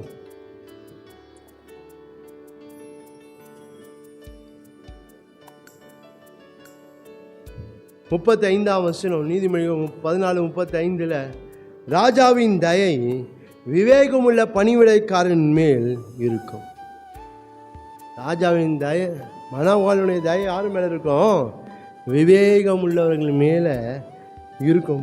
விவேகம் உள்ளவர் மேலே இருக்கும். அதனால் நான் விவேகம் உள்ள ஒரு மனவாட்டியாக இருக்கணும். இந்த நாளிலே, இந்த சூழ்நிலை நான் எதை செய்யணுமோ அதை நான் செய்யணும். இல்லை நான் அப்படி செய்ய மாட்டேன், அதுக்கு வேறு நாள் பார்த்துக்கலாம் அப்படின்னு சொல்லி கொண்டு இருப்பேனால் நான் விவேகம் இல்லாமல் இந்த காரியத்தை என்ன செய்கிறேன், செய்து கொண்டு இருக்கிறேன் அர்த்தம்.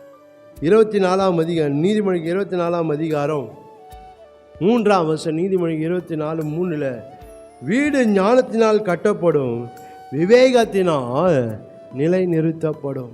விவேகத்தினால் நிலை நிறுத்தப்படும். வீடு, என் வாழ்க்கை நிலை நிறுத்தப்படும் விவேகத்தினால்தான். ஆண்டவத்தில் என்ன விவேகம் உள்ளவனா இருக்கிறனோ ஆண்டவர் நம்மை ஆசீர்வதிப்பார். அதனால் நான் எப்படி இருக்கிறேன் என்று நாம் பார்க்க வேண்டும். இந்த விவேகமற்ற மனவாட்டி என்ன செய்கிறான்னு இந்த விவேகமற்ற மனவாட்டின் வாழ்க்கை காணப்படுது பாருங்களேன். என்ன? மணவாளனுக்கு ஏற்றாற்போல் செயல்படுவதில் விவேகமற்றவளாக இருக்கிறார். மணவாளன் என்ன சொல்கிறாரு? கதவை தரன்னு சொல்கிறாரு. அந்த மணவாளனுக்கு ஏற்றாற்போல் அவன் வாழ்க்கை என்ன இல்லை, அந்த செயல் இல்லை, அதுக்கு மாறாக இருக்குது, அதுக்கு எதிர்மறையாக இருக்குது, அது எதிர்த்து இருக்குது அந்த செயல். பாருங்கள், நம்முடைய வாழ்க்கையை பார்க்கணும். இந்த மனவாட்டி என்ன? மணவாளனுக்கு ஏற்றாற்போல செயல்படுவதில் விவேகமற்றவளாக இருக்கிறான். நான் எப்படி இருக்கணும்? மணவாளனுக்கு ஏற்றாற்போல என் செயல் இருக்கணும்.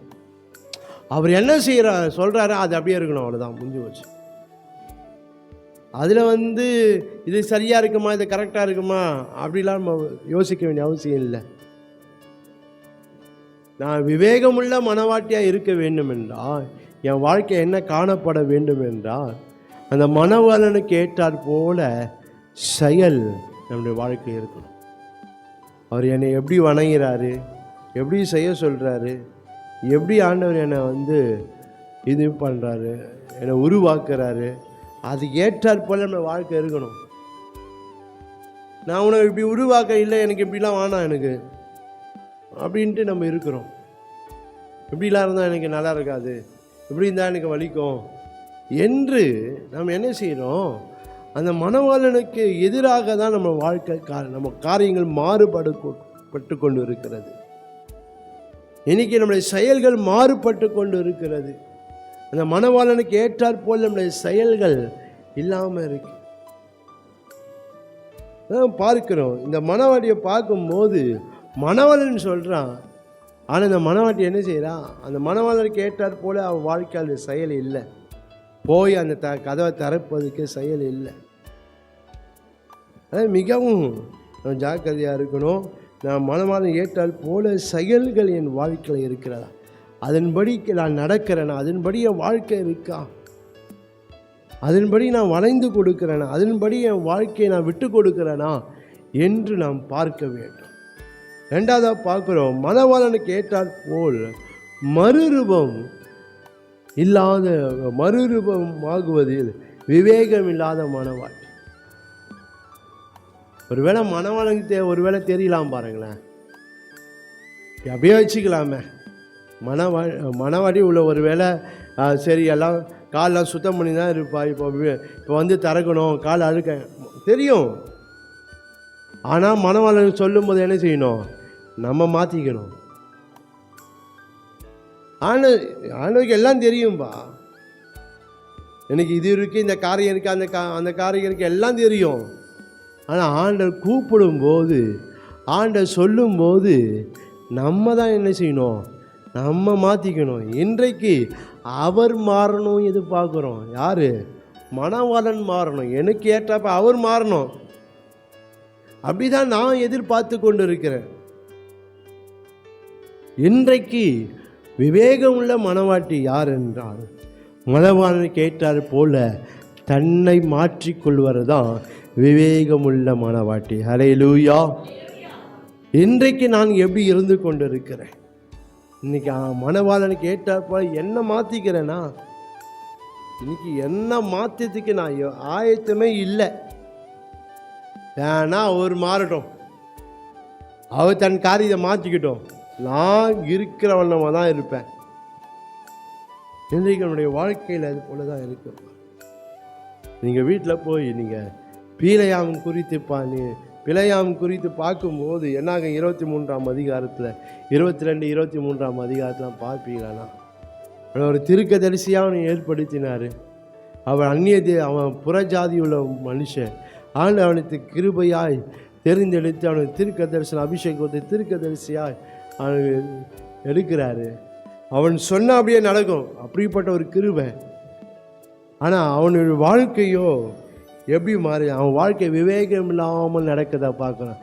ஆண்டவர் போவானான்னு சொல்கிறாரு, இல்லை நான் போவேன்னு சொல்லிட்டு சரி போ அப்படின்னு சொல்லிட்டார், போய் தொலை. அந்த அளவுக்கு அவன் வாழ்க்கை மாற. இப்போ அவனுக்கு எதிராக ஆண்டவரே எதிராளியாக நிற்கிறார்.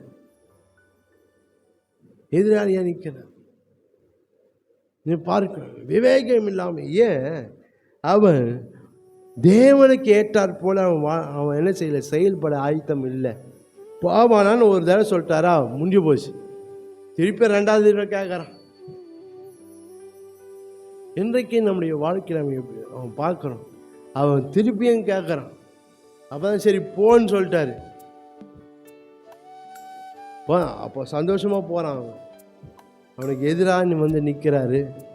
சரி இதெல்லாம் செய்கிறாரு, இதெல்லாம் இருக்க, நான் வீட்டுக்கு போயிடலாம் அப்படின்னு நினச்சாக்கனா அவன் என்ன செய்யலை, போகலை.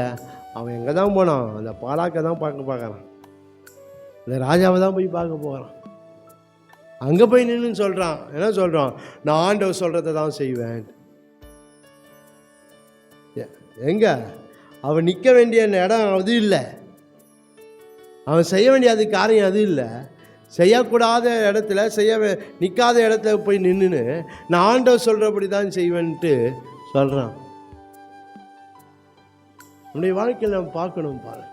இன்றைக்கு நம்முடைய வாழ்க்கை தேவ சித்தம் இல்லாத காலத்தில் நின்று ஆண்டவர் செய்கிறத நான் செய்வேன் அப்படின்னு சில வேலையில் ஒரு வேலை நம்ம காணப்படுகிறோமா பார்க்கணும். இன்றைக்கி தேவ சித்தம் இல்லாத இடத்துல நின்று ஆண்டவர் இதில் என்ன சொல்கிறாரோ அதெல்லாம் செய்வேன் அப்படின்ட்டு சில வேலைகள் நம்ம வாழ்க்கையில் இருக்கும். இந்த பிள்ளைய அப்படி தான் இருக்கிறான். கடிதப்பா அவன் தன்னை மறுரூபப்படுத்தி கொள்ளலை, அவன் தேவனுக்கு ஏற்றப்ப அவனை மாற்றிக்கிறான். ஆண்டவன் தான் மாறட்டும் என்று தான் அவன் வாழ்க்கை இருந்தது. அவன் முடிவும் பார்க்கும்போது நல்ல முடிவு இல்லை. அவன் ஒரு நாள் சொன்னான், என்ன சொன்னான்? என் முடிவு எப்படி இருக்கும்? நீதிமான் முடிவை போல அவன் முடிவு இருக்கணும் அப்படின்னு சொன்னான். ஆனால் நீதிமான் முடிவை போல அவன் முடிவு இல்லை. ஏன்? அவன் விவேகமாய் நடக்கலை. அவன் விவேகம் இல்லாத நடந்ததுனால அவன் முடிவு நீதிமான் போல முடிவு இல்லை. அவன் முடிவு அவன் பார்க்கிறோம், அவனை கொன்று போட்டார்கள் என்று சொல்லி வேதம் சொல்லி. அதான் நம்ம விவேகமற்ற மனவாட்டியாக நம்ம இருக்கோம். கடைசியாக ஒரு காரியத்தை சொல்லி முடித்தேன், டைம் ஆகுது. உண்மையற்ற மனவாட்டி. இந்த மனவாட்டி யாரு? உண்மையற்ற மனவாட்டி.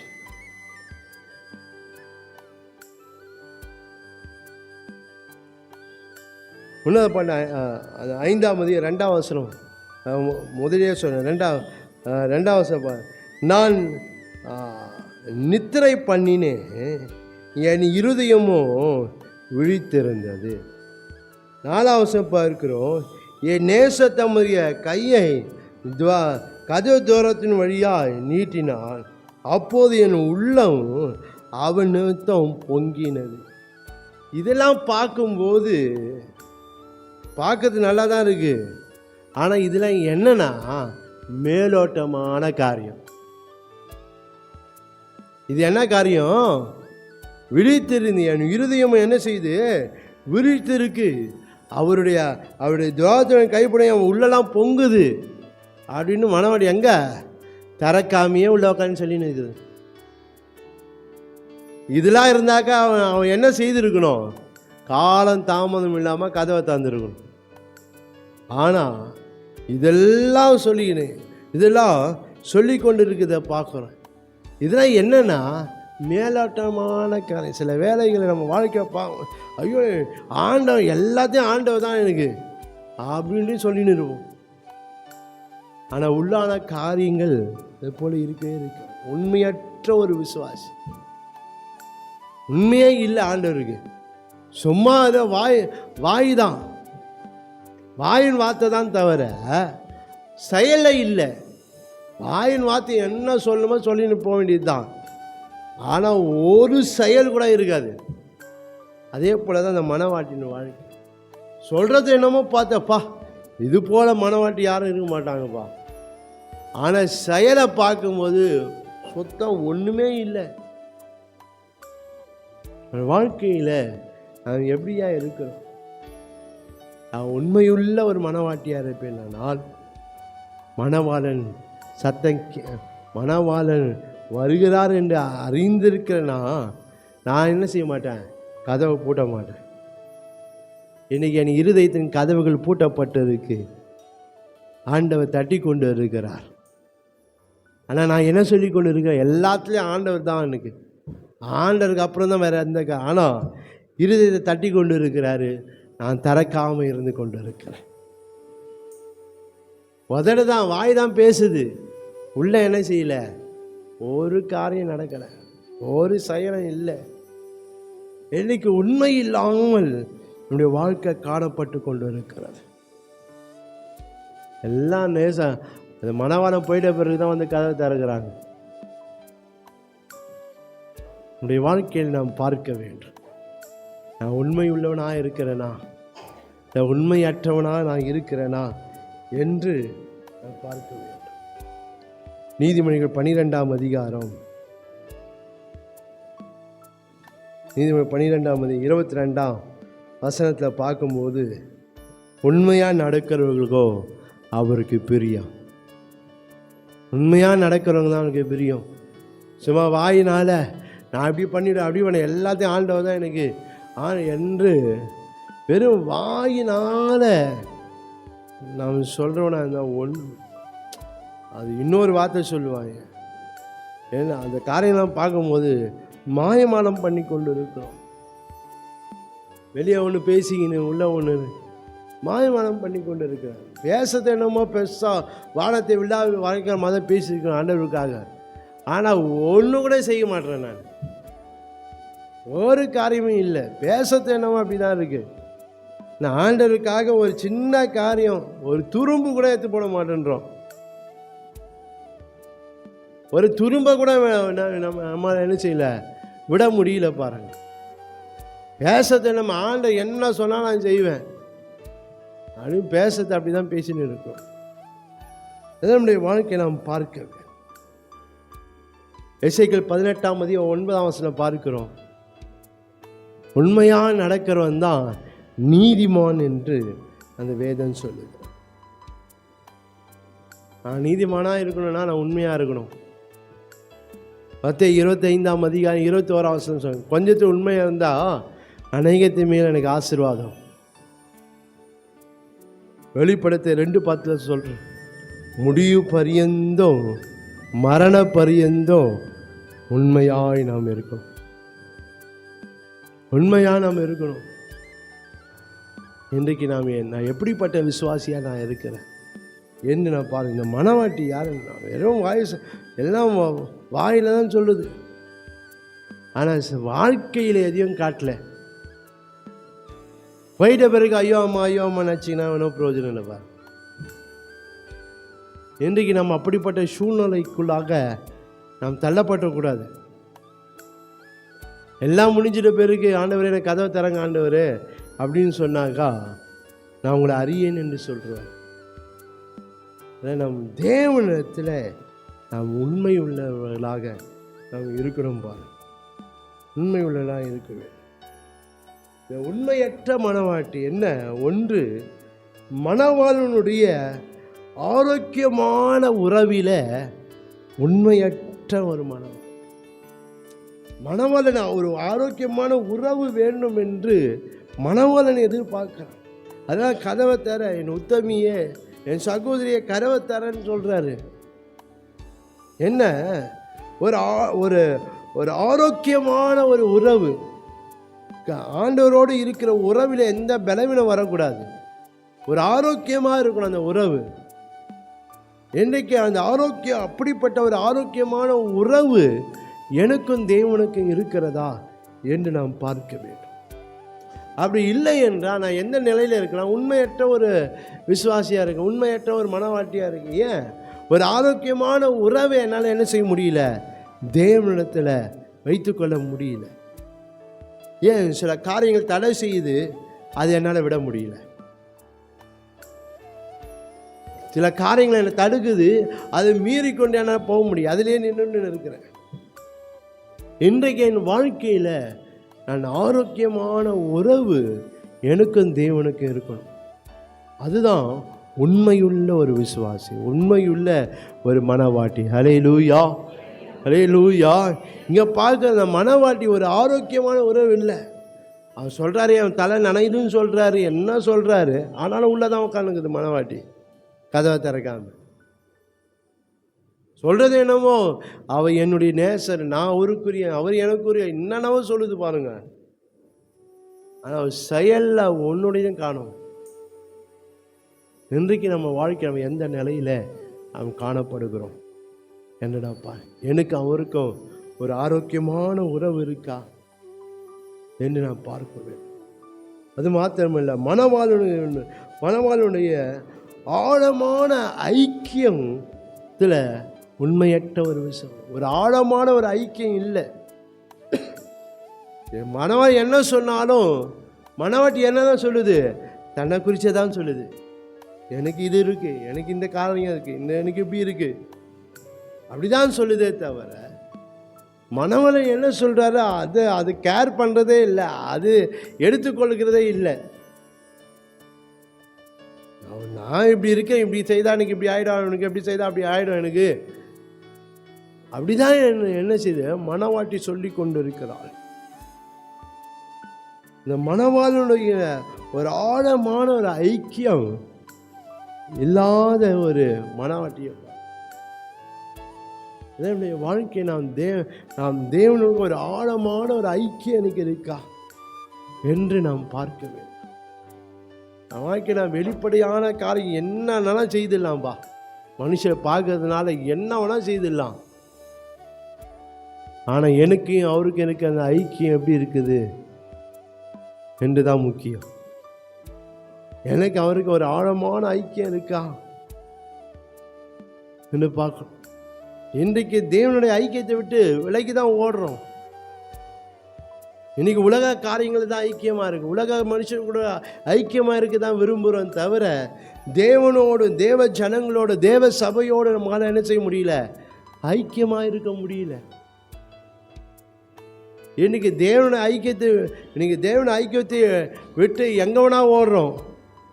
ஆனால் தேவனை ஐக்கியம் வேண்டும் என்று சொல்லி எதையும் நம்ம விட்டு வர முடியல. தேவனுடைய ஐக்கியத்தை காட்டின மற்ற ஐக்கியம் தான் நமக்கு எப்படி இருக்கு? மேலாக இருக்கு. இன்றைக்கு நாம் பார்க்க உண்மையற்றவர்களாய் தேவனுக்கு முன்பாக ஒரு நாளும் இருக்கக்கூடாது. ஏனென்றா அவர் உண்மை உள்ளவராக இருக்கிறார். ஹல்லேலூயா, ஹல்லேலூயா. அவர் உண்மை உள்ளவராக இருக்கிறார். இதுபோல மனவாட்டியாகிய நானும் உண்மை உள்ளவனாக இருக்கும். ஏன்னா யார் உண்மை உள்ளவர்களோ அவர்கள் தான் அவரோடு கூட இருப்பார்கள். நீங்கள் வேதத்தில் நீங்கள் வாசித்து பார்க்கும்போது வசனம் சொல்லி முடிச்சிட டைம் ஆகிடுச்சு. நீங்கள் வாசித்து பார்ப்பீங்களானால்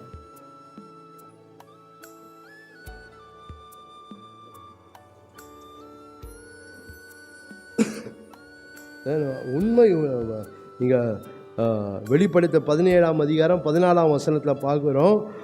இவர்கள் ஆட்டுக்குட்டியானவருடனே யுத்தம் பண்ணுவார்கள். ஆட்டுக்குட்டியானவர் இவர்கள்னு சொல்ல பிசாசுடைய காரியங்களை குறிக்குது. இவர்கள் ஆட்டுக்குட்டியான யுத்தம் பண்ண ஆட்டுக்குட்டியானவர் கத்தாதி கத்தரும் ராஜாதி ராஜாவாக இருக்கிற அவர்களை ஜெயிப்பார். அவரோடு கூட இருக்கிறவர்கள், அழைக்கப்பட்டவர்கள், தெரிந்து கொள்ளப்பட்டவர்கள், உண்மை உள்ளவர்களாக இருக்கிறார். அவங்களோடு கூட யார் இருப்பாங்க? உண்மை உள்ளவர்கள் தான் இருக்க முடியும். சும்மா வாயில் பேசுகிறவங்களாம் இருக்க முடியாது.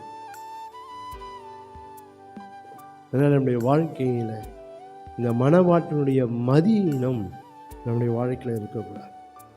என்ன, உணர்வற்ற மனவாட்டியாக இருக்கக்கூடாது, விழிப்பற்ற மனவாட்டியாக இருக்கக்கூடாது, வஸ்திரமற்ற மனவாட்டியாக இருக்கக்கூடாது, விவேகமற்ற மனவாட்டியாக இருக்கக்கூடாது, உண்மையற்ற மனவாட்டியாக நாம் இருக்கக்கூடாது. அப்படி இருப்போமானால் நம்ம மனம் திரும்பிடணும். நான் காலம் தாமதம் பண்ணி கொண்டு இருப்பேனால் என் வாழ்க்கையில் நமக்கு சில பிரச்சனைகளை சந்திக்க வேண்டிய சூழ்நிலை. அந்த பாருக்க அந்த இப்படிப்பட்ட மனவாட்டி அங்கே காவலர்கள் அவரை அடித்தார்கள் என்று வேதம் சொல்லி. மனவாட்டி வெளியே போகும்போது அவளை அடிக்கப்படுகிறத பார்க்குறோம். காவலர்கள் அவர் என்ன செய்தாங்க? அடித்து அவன் மேலே இருக்க வஸ்திரத்தை உறிந்து போட்டாங்கன்னு சொல்லப்படுகிறது. அப்படிப்பட்ட ஒரு நிலைக்குள்ளாக நான் போக வேண்டிய அவசியம் இல்லை. அதுக்குள்ளாய் நாம் மனம் திரும்பி நாம் தேவனோடு நம்ம ஐக்கியமாக இருப்பதுக்கு நாம் மனம் திரும்ப வேண்டும். ஹல்லேலூயா. கண்களை மூடி நாம் ஜெபம் பண்ணலாம். ஸ்தோத்திரம் ஆண்டவரே, நன்றியோடு கூட நாங்கள் ஸ்தோத்திரிக்கிறோம். மனவாட்டியினுடைய மதியினம் நம்முடைய வாழ்க்கையில் இருக்கு. வேதம் சொல்ல பிள்ளைகளுடைய நெஞ்சில் மதியினம் இருக்குமா, அது பிறம்பினால் அதை அகற்றணும் என்று சொல்லி வேதம் சொல்லுவாங்க. மதியினம் இருக்குன்னா அடிதான் நமக்கு வேணும், அடிதான் நமக்கு காணப்படும். அதனால் இந்த மதியினத்தை நான் மனவாட்டினத்தை இந்த மதியினம் இருக்கக்கூடாது. இந்த மதியினம் இருக்கக்கூடாது. தேவன் இந்த உண்மையை உணர்வற்ற விழிப்பற்ற காரியம், வஸ்திரமற்ற விவேகமற்ற காரியம், உண்மையற்ற காரியத்தெல்லாம் நாம் மாற்றி நம்ம உணர்வுள்ளவர்களாக, விழிப்புள்ளவர்களாக, வஸ்திரம் தரித்தவர்களாக, ஷபாதியாந்தரவியா விவேகமுள்ள உண்மை உள்ளவர்களாக இந்த மணவாளனுக்கு நான் இருக்கேன். ஏனென்றால் அந்த மணவாளனுக்கு செய்த காரியம் விவரிக்க முடியாதது, அது அளவிடப்பட முடியாத காரியத்தை இந்த மணவாளன் செய்திருக்கிறார். அதனால் அந்த மணவாளனுக்கு முன்பதாக நான் அவருக்கு ஏற்ற மணவாட்டியாக நான் இருக்க வேண்டும். ஹல்லேலூயா. ஸ்தோத்திரம் ஆண்டவரே, துதிக்கிறேன் கர்த்தர் தாமே. ஆனால் ஒவ்வொருவரையும் கர்த்தர் நீங்கள் ஆசீர்வதிங்க. இந்த வார்த்தையினால் கேட்ட வார்த்தைக்கு எங்கள் ஆவி ஆத்மா சரீரத்தை அங்கே ஒப்பு கொடுத்து ஜெபம் பண்ணுறோம். கர்த்தர் இந்த வார்த்தையினால் எங்கள் வாழ்க்கையை நீர் ஆண்டவரை சுத்திகரித்து பரிசுத்தப்படுத்தி ஆண்டவரே உமக்கு முன்பதாக எங்களை வழுவாமல் மாசற்றவர்களாய் கரைத்திரையற்றவர்களாய் முன்பாக நிறுத்தி கொள்ளத்தக்கதாய் எங்களை நாங்கள் அர்ப்பணிக்கிறோம் ஐயா. எங்களை அர்ப்பணிக்கிறோம், எங்களை ஒப்பு கொடுக்கிறோம் ஆண்டவரே. உமக்கு ஏற்ற மனவாட்டிகளாய் கத்து எங்களை மறுரூபப்படுத்தி ஆண்டவர் தொடர்ந்து எங்களை நடத்துங்க, ஆசீர்வதிங்க, பெரிய காரியங்களை செய்யுங்க. சகல துதிகான மையமைக்கே செலுத்து. இயேசுவின் நாமத்தில் ஜெபிக்கிறோம் பிதாவே. ஆமென், ஆமென்.